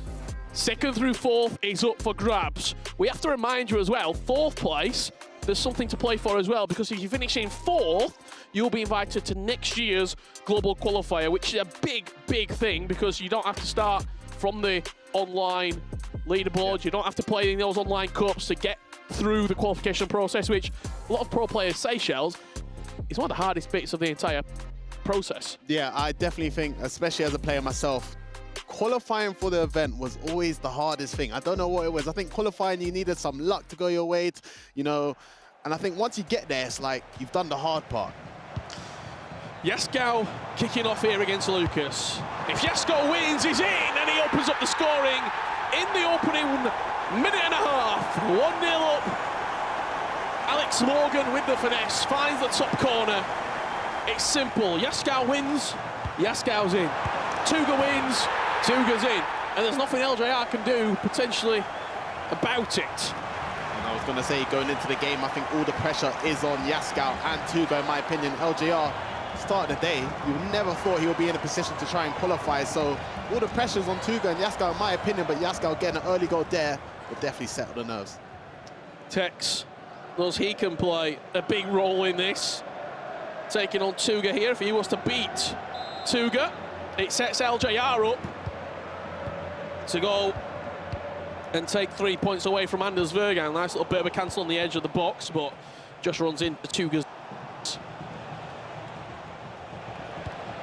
And for the big moments, the big occasions, it's only right that we extend the commentary position to a third. We'll be joined very, very shortly by Mr. Ryan Pessoa, the big man for the big occasion. And this is arguably one of the biggest moments of the season thus far, Ryan. Yeah, it's massive. It is massive. I feel the tension here. Goal. Early. Lucas gets it back straight off the bat. 1-1 in that game. You can feel the tension though. As LJ and Anders prepared to start their game. And you can see that table as it stands right now. Yaskar on 16, drawing. Tuga on 16, drawing. LJR not quite kicked off yet against Anders Verang. Couple of definites. Anders will be top. Lucas will be bottom. Second through fifth. Potentially a bit of a movement here and there to shake up this table. That's a low-driven strike from Tex, forces a corner. And we're about to eclipse 10 minutes gone here. Are we going to see a player look into the back post? Goes into the near post, Vidic, nowhere near the header. And there's so many possibilities, so many outcomes going on. Tex trying to fight for a spot to qualify for the auto-qual next year, just so you have a chance and skip the qualification process. LJR trying to creep his way from 0 points at the start of the day to find himself in the top 3. I mean, if he can go from the bottom into the top 3, we've got an early goal. No. And it's gone Anders Vergang's way. Musiala with the finish. That will reverberate.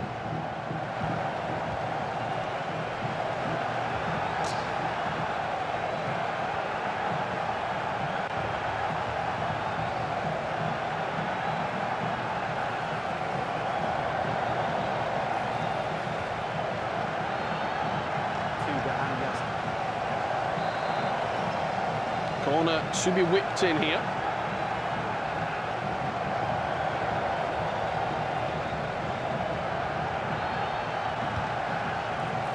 Delivered into the box. Vidic with the header away. Let's just wait to see. Tuga's not been a big scorer in this tournament. His goals have been few and far between, but it's the defensive area of the pitch where he's been so good. Wait a second, this is the first twist and sting in the tail. It is Lucas with the goal. And that puts him 2-1 up there against Yaskar. And I'm sure that every single moment that we commentate on will be heard. Diani low driven, takes goals 1-0 up. And he just looks over. Good to see the boys smiling. The triggered run into Diani, takes the touch pass, low driven, makes it 1. That makes things shaky for the group. It does, it mixes things up a little. He just wants to create drama. He just wants drama. But it doesn't mean much if Peixoto can't beat Anders.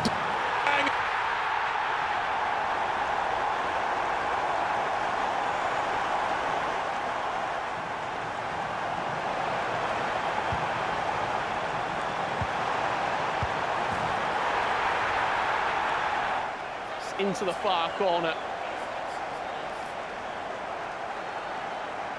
After a big defeat in the last round, Anders seems to have shrugged that off pretty quickly, Shells. Yeah, it was quite of a strange one last round. You can see he was definitely frustrated with something off. I don't know what was going on in the game or off the game. And it was interesting to see if he could bounce back. You see Tuga making it 1-1, equalising there. Keeping his dreams alive, qualifying for the top 3. Remember, this changes the group standings. The cheeky 1-2 into Pina, and just a finesse shot in the box. Not much Texas keeper could do to stop that. And that's been another goal here. Lucas official, 3-1 up against Yaskar. Yaskar is letting this slip out of his fingers here. Peixoto, twisting, turning, finds the top corner. 10 minutes gone. 2-1. LJR.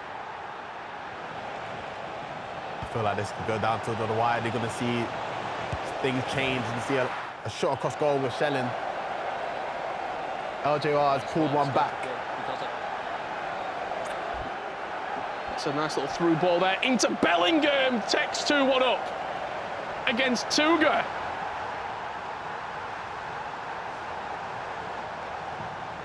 This is absolutely crazy what we're seeing here. There is moments, there's goals. We've only had 20 minutes so far. Lucas 3-1 up. He just got the biggest win of the Pro Open for him on a personal note so far against Anders, and it looks like he's continuing that momentum forward. You can see the players, they don't want to go down without fighting. You still got one game to play, of course, for Lucas and Tex. You know, their tournaments will be ending here. But nothing changes as of yet because LJR isn't winning at the moment. But if LJR was to get that victory, it might just push him up into the promised land of the top 3. I wonder what's gone wrong for Yaskow today. Honestly. Because it's such a fall from what we saw in week 1. It's not even comparable. Genuinely, in terms of performance, stuck into the corner, it's nowhere near Shells.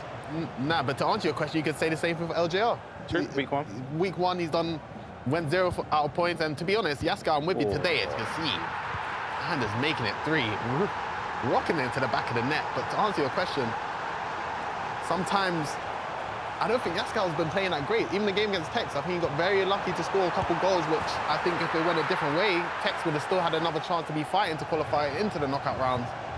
But sometimes it's not your tournament. You can see Yamal with a finesse to equalise for Tuga. Yeah, ruthless from Anders, 3-1 up. And Yaskow, those 12 points that he picked up on week 1 might just be enough, because it looks like he's not going to be adding any more in this journey. 3-1 down inside the opening 30 minutes here against Lucas.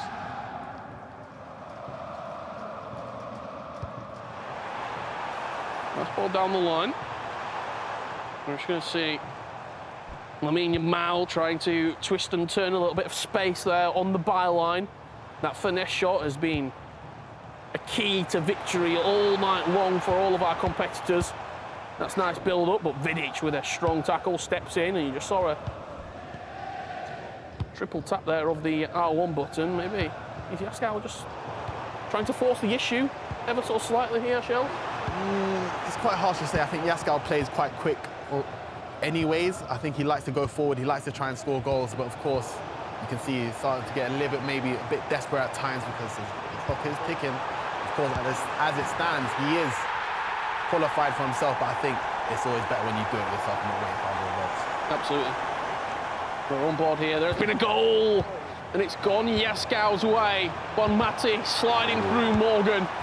The trusty Alex Morgan item finds the top corner on that finesse. And there's LJR Peixoto with a finesse shot into the top corner.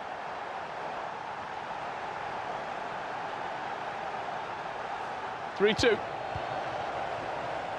LJR, when you get some players running, it seems like he just times the pass so perfectly every single time.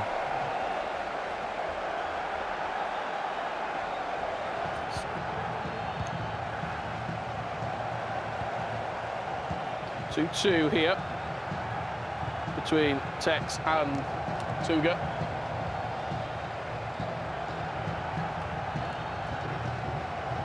Tex isn't in a position to go through, but he can play a big role in this table, and how it is shaping up with different point totals and goals scored and goal difference.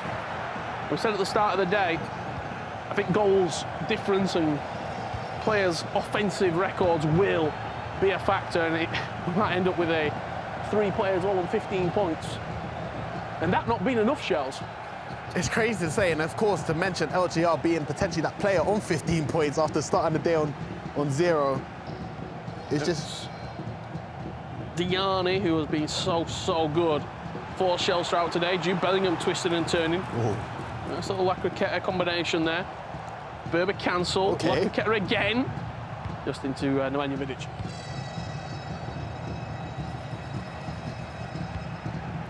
some game here. Does Tuga, he'll obviously know every single permutation. He'll know how many goals he needs to score, what he needs to not concede by, as Tex with a nice recovery there, but he will know at this point a draw is absolutely fine because he will hear that Anders Verang is helping him out. Yeah, it's a massive goal for Anders. It's devastating if you're an LJR fan in this game as well. Yaskau plays a pass in behind to Morgan to make it 3-3. And as it stands, both him and Tuga will be joining Anders in the knockout stages. Yeah, nothing changing as of yet. But, as you can see that table, 27, 16, 16 and 12. There will be what came into today as the top three, ending the day as the top three. However, it has been anything but smooth sailing here. Tuga looking to create, double tap pass, Pino robs it. But the referee says that's enough for me, half-time. See if we can get some drama. Anders Verang. His tournament position is already set. He's trying to break the record for the most points in an FC Pro Open group stage. And by doing so, will eliminate LJR Peixoto if it stays the same anyway. What a day he's had, though. He came in with the impossible task. And he has made it a reality as we go into this last round. He's in with a fight, and that's all he wanted. But he's against the top dog of this esport, Anders Verang. He ran him close, though, last year at the Pro Open semi-finals. He's got to go one better if he has a chance here, Shells, though. Yeah, of course. I think the tough thing was always, yeah, you have to win 4 games. But as you can see, Anders making it 5. Answering back from his loss in the previous round. He's come back all firing in the last round of Group A. It just looks easy. Triggers the run with Musiala, plays it in. And then from here, it's just about being composed and decisive. And he makes it 5-2. Still a long way to be played. LJR can fashion a comeback, you never know. I think especially if LJR starts to hear Lucas winning against Yaskau, Tex winning against Tuga, it will give him that extra oomph potentially to try and do something against Anders, but it's a big, big hill to climb. And it must be so difficult when you've been again and again and again, but you can't quite get over the hill there as Tex goes 3-2 up. But then again, I think the tough thing for Tex, we just associate it with winning every tournament so far. Just because he maybe hasn't got to the FC Pro Open knockouts, it doesn't mean he's not good enough to be here. And I think sometimes you need a bit of luck. You can see a crazy first-time through ball from Yaskau to make it 4-3 in that game. Finally got himself a lead against Lucas. It was simple when we came into this round, Ryan. If LJR doesn't win, doesn't mean no change. Yeah. LJR isn't winning, he's 6-2 down. It's looking like, I think it's done. To get a comeback against Anders. Just one game too far? Yeah, one game too far. Valiant effort. Again, maybe I'm going too soon because there is still a long period of time left. It's been an unbelievable run today. Finesse shot, great block. It also, he could win that game, and it doesn't necessarily mean much. Exactly, that's the thing. Yaskau is winning. Tuga's in the potential danger zone. Hold the phone. Lucas got one back there. It's still, these goals don't really matter too much because it is on the Anders game. I need to see some goals in favour of LJR. This one is, of course, the equaliser that we just saw from Lucas. He scored a lot of those type of goals today, Shell. It's very similar. Where's this been from Lucas, by the way? You tell me. Replicate a couple of these performances, you'd be in a conversation to go through. Literally. Dinked over the top. Tuga brings it down just offside there, Shells. I think, yeah, to answer your question about where's Lucas been, I think it just shows how good the level of the group has been. And, you know, we're seeing the best FC players in the world. So they're going to take points off each other that's not playing at their best. Tex looking to go out with a win here. from the Pro Open. Verang into Billy. She's been unbelievable today as well. Absolutely. A couple of players, I think Verang has been very good. Yep.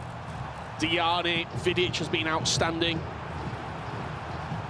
Obviously the players that we always expect to see, but a couple of those winter wildcard items certainly opening up discussions. With just regular gold Bomati. Yeah. They're pulling the strings. I think there's certain requirements you got to have to be playing in that cam position with Bomati. She's got the passing play styles, and with the technical gold, she is just offers you so much as a cam. Only one player using Kylian Mbappe as Tex goes 4-2 up. Keeps glancing over to that central pod and trying to see if there's any updates on can LJR do the unthinkable. You just got to think, if LJR starts to pull one back, if I'm Tuga and Yaskau, I mean, I'll be getting nervous. You've got a half.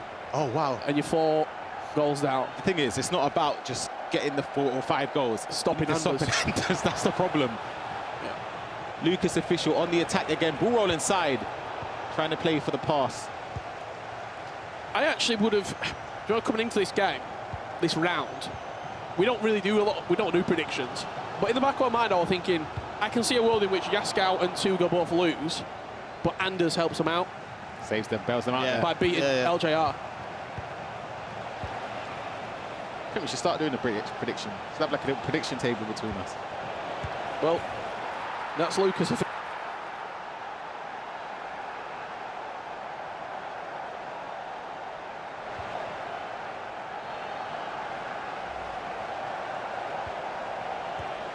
And his result right now looks to be in safe hands, staying onto that second and third position, both Tuga and Yaskau.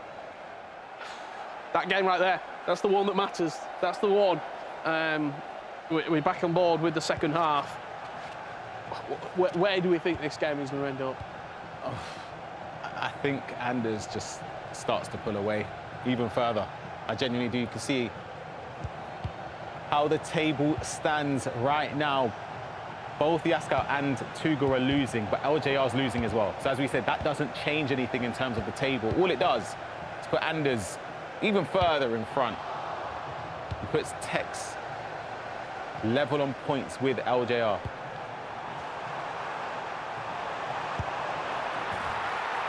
There's a 7th from Anders Verang. It's Jamal Musiala with the goal.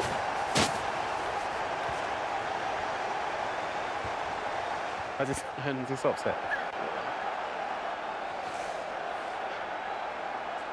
We're going to see a replay of it here. He might be an LJR fan, but he's just devastated to knock him out. I mean, I'm not sure about that after the semi-final last year at the Pro Open. Look at him, he's upset. You want a bit of late drama. As Tuga looks to have got one back here. That's 4-3 now.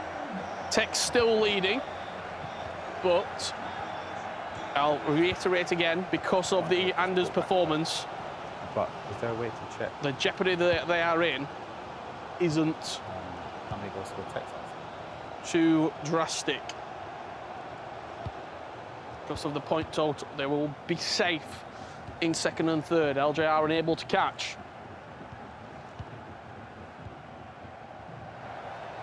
I mean, you look back at this game, I think Tex is maybe kicking himself a little bit. You know what? That game against Yaskau, he was very unlucky. Yeah. Some of the goals. Yeah. It's like, what else can you do? What else can you do? Sometimes it's not your day to make it through a tournament. That's what sometimes you need, a bit of luck to get you through some tough moments. But that Valverde on goal is it's like, you know, you just look and think, really. I think in week 1 as well, there were a couple of penalties that got given against him. Yeah. LJR Peixoto does get one back here, Schelling. Twisted inside the box, 7-3. I don't think they'll be looking over their shoulder yet. Tuga and Yaskau, but... Get it to 7-5. With about 20 minutes to go, even 10 minutes, then we can talk. Tex, 5-3 up. Ooh. And just look at the minutes as well. 65 on the clock for Tex and Tuga, 73 on the clock for Yaskow and Lucas. They're going to be finished watching Peixoto and Anders play. Come on, let's get a bit of drama going. Just a couple more goals, and let's just see what happens. I'm surprised Anders doesn't maybe let LGR score a couple too, just to make Tuga and Yaskow a bit nervous. Lucas winning 5-4 against Yaskow. Obviously, being the first man to take down Anders, hasn't had a great tournament. Will not be making it through the knockouts. Frankie de Jong played short. Let's have a look here to see what Lucas can do.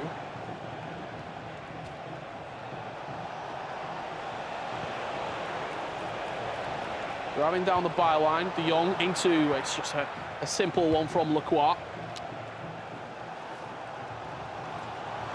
And he will drive forward here. Not too long on the clock, though.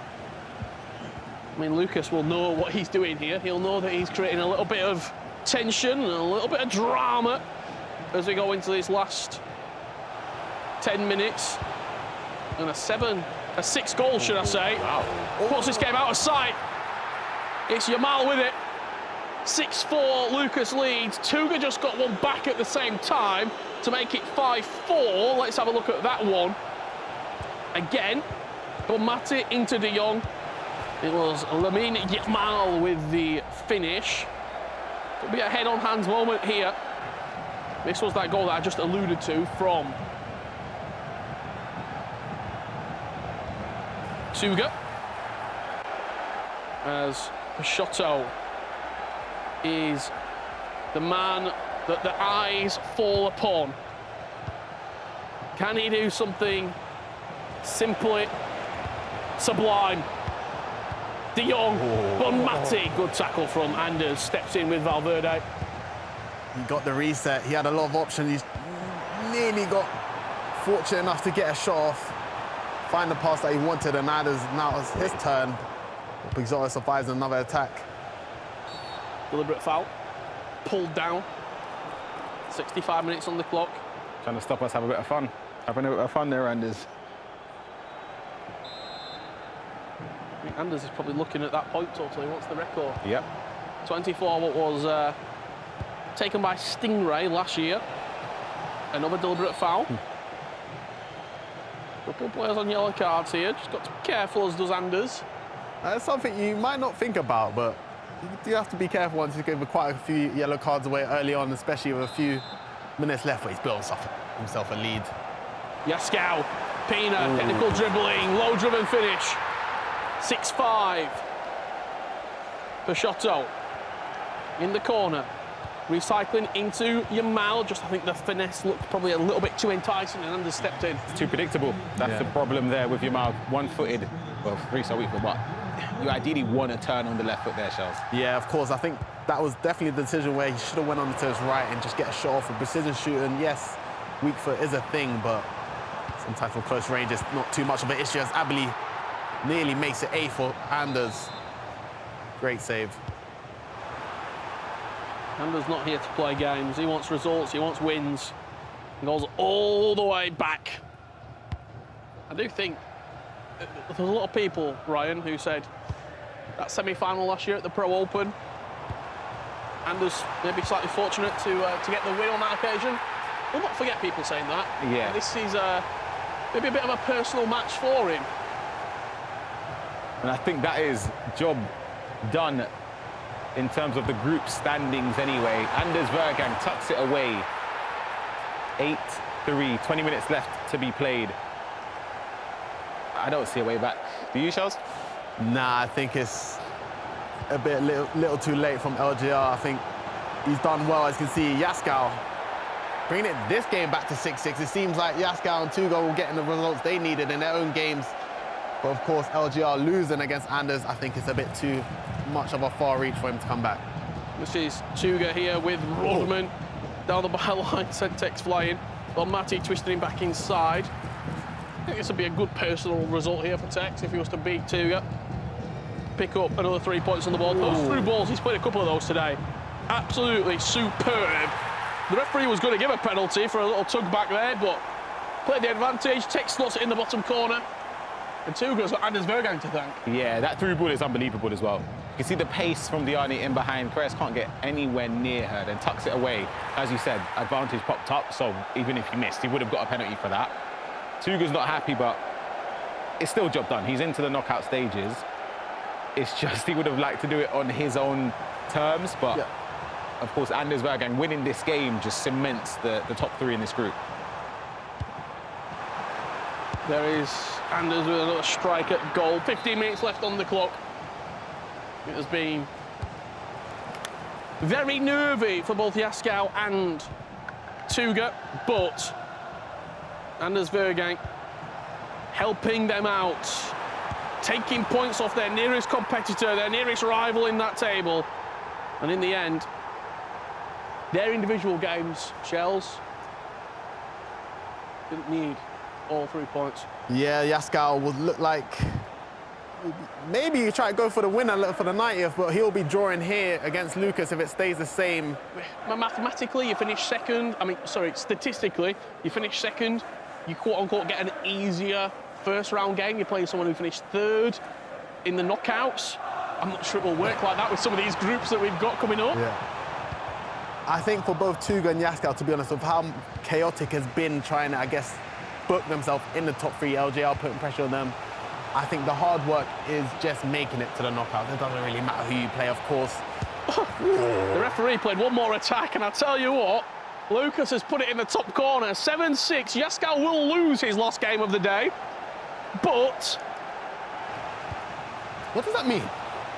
We're going to see. We're going to see this table. Yaskow with a very, very late goal to concede. Lucas, 7-6 victory. Anders Verang adds a ninth against LJR Peixoto. And Tex will beat Tuga 6-4. I think that does that loss from Yaskow potentially put Tuga second? We'll get the confirmation very shortly indeed, but I think you could be correct.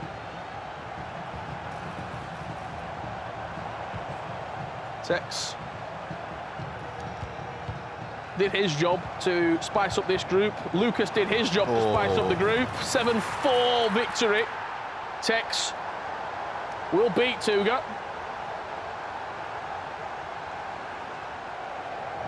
It's great composure from Tex. You can see the one-touch passing. He's played some really good stuff today. I'll be honest, I think Tex has got really unlucky. And I think that round against Yaskow is some of the goals you conceded. What can you do? Of course, you're going to be blaming yourself for results from the first week, some games here and there, but that game against Yaskow was a bit unfortunate.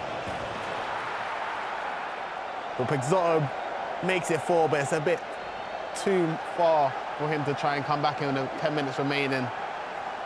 Just let this game slip away, didn't it? Just let it slide out of his fingers.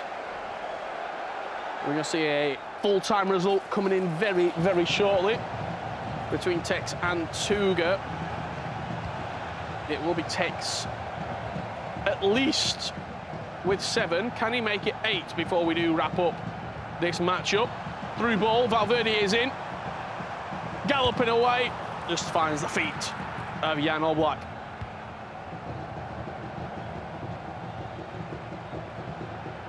I mean, for Tex will be taking points out of this game. I think it could be his goals scored that keep him in 5th, because he'll be on 12 points, the same as LJR. Yeah. But he was one of the lower scoring players for 4th. Oh my, I completely forgot about that. Yamal from deep, Pina into Mbappe. The only player to select Mbappe today was Anders Verang, and he adds his 10th of the afternoon against LJR. And that's the table as it stands right there. You can see 27 for Anders, 15 for Yaskow, finishing second. Tuga in third, 15 points. LJR Peixoto in fourth with 12. Tex fifth with 12. And Luke's official on 9.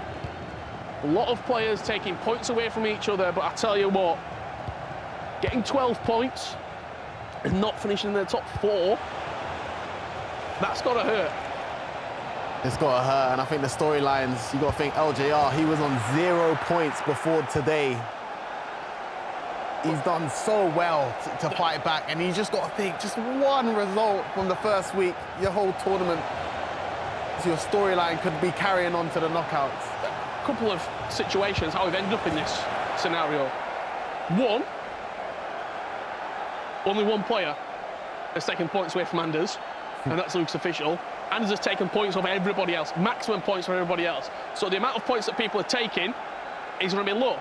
And then also, you've got a situation where from week 1 to week 2, we've had 2 players who have switched paths. Yeah. Yaskow and LJR Peixoto have completely switched over the results. I think Yaskow's won, what, 1 game today? And maybe that's where the luck where LJR didn't have, absolutely, Yaskow did. It just shows the little margins at this level. If he wins 1 game, like Yaskow won today, he goes through. Yeah. So it's been a real mixed bag. Luke's official picking up points in games where maybe you didn't expect him to. His 2 toughest games of the day, Anders Verang and Yaskow, beats them both. Tex picking up wins, beating Tuga in this final round. And that will wrap us up for Group A here at the Pro Open in FC 26. And Anders will be wrapping it up in style, losing only 1 game out of the whole group, a dominating performance. Anders Verang, 27 points, 9 wins out of 10. Hey. It is A++ performance from the #1 player on the planet. Did we expect anything less? I don't think so. There was 178 goals scored this evening. The highest goals that we've seen in a single night. And 15 of them we just saw in this game. Anders Verang 10, LJR Peixoto 5. He sealed the deal. Didn't matter what happened across the other games. Anders took matters into his own hands. A dominant victory, a dominant performance in this group, and he is the man to beat as we go into the rest of the tournament. Well, that is it from the commentary booth for Group A. We're going to head on over to FG and Jamie to see what they made of all the action. Yes, thank you very much. Excellent work, as always, from Mr. Richard and Shells. Jamie, what a debut it's been for you. Group A is done and dusted. We're about to reveal a PlayStation Player of the Day in a second, but what's been your highlight? That Peixoto redemption arc today, I did not see that coming, even to get that close after 0 points in the first week. I'm already excited for next week, FG. What's going to happen next? Well, listen, we've got the group of death to come. We'll come to that in a moment. We've also got our PlayStation Player of the Day joining us too. Massive congratulations. Hi. I tell you what, it wasn't the easiest of journeys here, but how are you feeling? Now, really happy. It was a bit tense because I got 2 wins on the first 2 matches, so I was second in that second win against Yaskow. But then I lost some games. I was like a bit tense in this last match because if Anders loses to Peixoto, I might be out. But I'm happy that I'm going through, and let's see what it brings to us on 26. Tuga, there was a little bit of controversy online recently involving yourself. Was there any rainbow flick volleys today, or how are you feeling about all that? I mean, I haven't scored one, I haven't attempted one, but I managed to get all 3, so I want to know what the haters say now. Well, congratulations. We'll show you some of your highlights in the screen. You've been fantastic in both weeks, and you very much deserve your place in the final. I mean, what's next for you in the next few weeks then? Because we've seen the pitch notes, there's going to be some changes within the game, but how are you going to prepare for the final? I mean, I haven't topped the group, so my gameplay wasn't perfect at all. So I need to sit back, watch what I did good, what I did bad, to see how can I improve and set a strategy for the final, because I'm one game away from the World Cup, but I will prepare the hardest that I can to win that game. Well, listen, we wish you all the best. You are our PlayStation Player of the Day. A massive congratulations. We can't wait to see you again here in London. And a lot of you watching will be interested in our tactics. Mr. Ryan Pessoa's got some to give you right now. Thank you very much, FG. I'm joined by second in the group, Yaska. We saw his tactics after week 1. You're not very happy because you said you only won 1 game today, but you still made it through. Yeah, but I'm not happy, to be honest. We'll take a look at the tactics again. It's pretty standard to what you were using before. Is there anything, obviously you've got the knockouts in a couple of weeks' time, that you potentially want to change? I don't think I would change maybe the players, maybe, I don't know, my hands. Because today I was too bad today. I don't think the tactics is gonna change something, but yeah, I just put fullback defense instead of balance like last time. So yeah, that's the only change I did. What about, when in terms of building the team and the tactics, are there any play styles that you'd look into, for example, in attacking mid for these tactics? What are the sort of play styles you look into? For this week, I was really like looking for left mid and right mid who had ping pass. Okay. To touch Morgan really like fast. So I just could use the speed of Morgan. So yeah, I could go like really forward into the pitch and score the more goals I could. What about, obviously now the day's done, is there anything you would have changed in terms of players or tactics for your team? All the players. All of them? On the bench. No, jokes aside, I think I would just switch my keeper maybe. Okay. Because he didn't have far reach, but he was really good in training. So for me, he was the best choice. But yeah, maybe I would switch to Donnarumma. Yeah, well, congratulations. I know you're not happy, but you still finished second in the group. But let's head on over to see out the day at the hostess. Thank you very much and congratulations to Yaska. I'm pretty sure he will be happy when it all sinks in. We'll be seeing him again very soon. We've just seen his tactics. Let's get everybody else's tactics on the screen for you to try and copy at home. Shells, who have you got your eye on? Which tactics are you taking? Yeah, I might try out Tuga's tactics, in my opinion. I think his just defense wins championships at the end of the day, and I think his defending styles, I want to try to imitate that, so I might try that one at home. Our PlayStation Player of the Day. Jamie, any more tactics you've got your eye on? Yeah, look, a wise man called Harry Hesketh says use people's tactics around your skill level. So yeah, Anders, I reckon, happy days. I'll use them in foot champs. Well, OK, I'm sure Harry Hesketh will have something to say about that. And let's take a look at the table then, shall we? From Group A, Rich, it's been a fantastic day of action. And you know what? We have to give a special mention to the man who finished in 4th place, LJR Peixoto. He played almost the perfect game, but unfortunately for him, it was too little, too late. Certainly did. He's got something to take away from it. He doesn't have to go into the first stage of the qualifiers and start from scratch next year. He will be invited to the global qualifier, as many players were in Atlanta this year.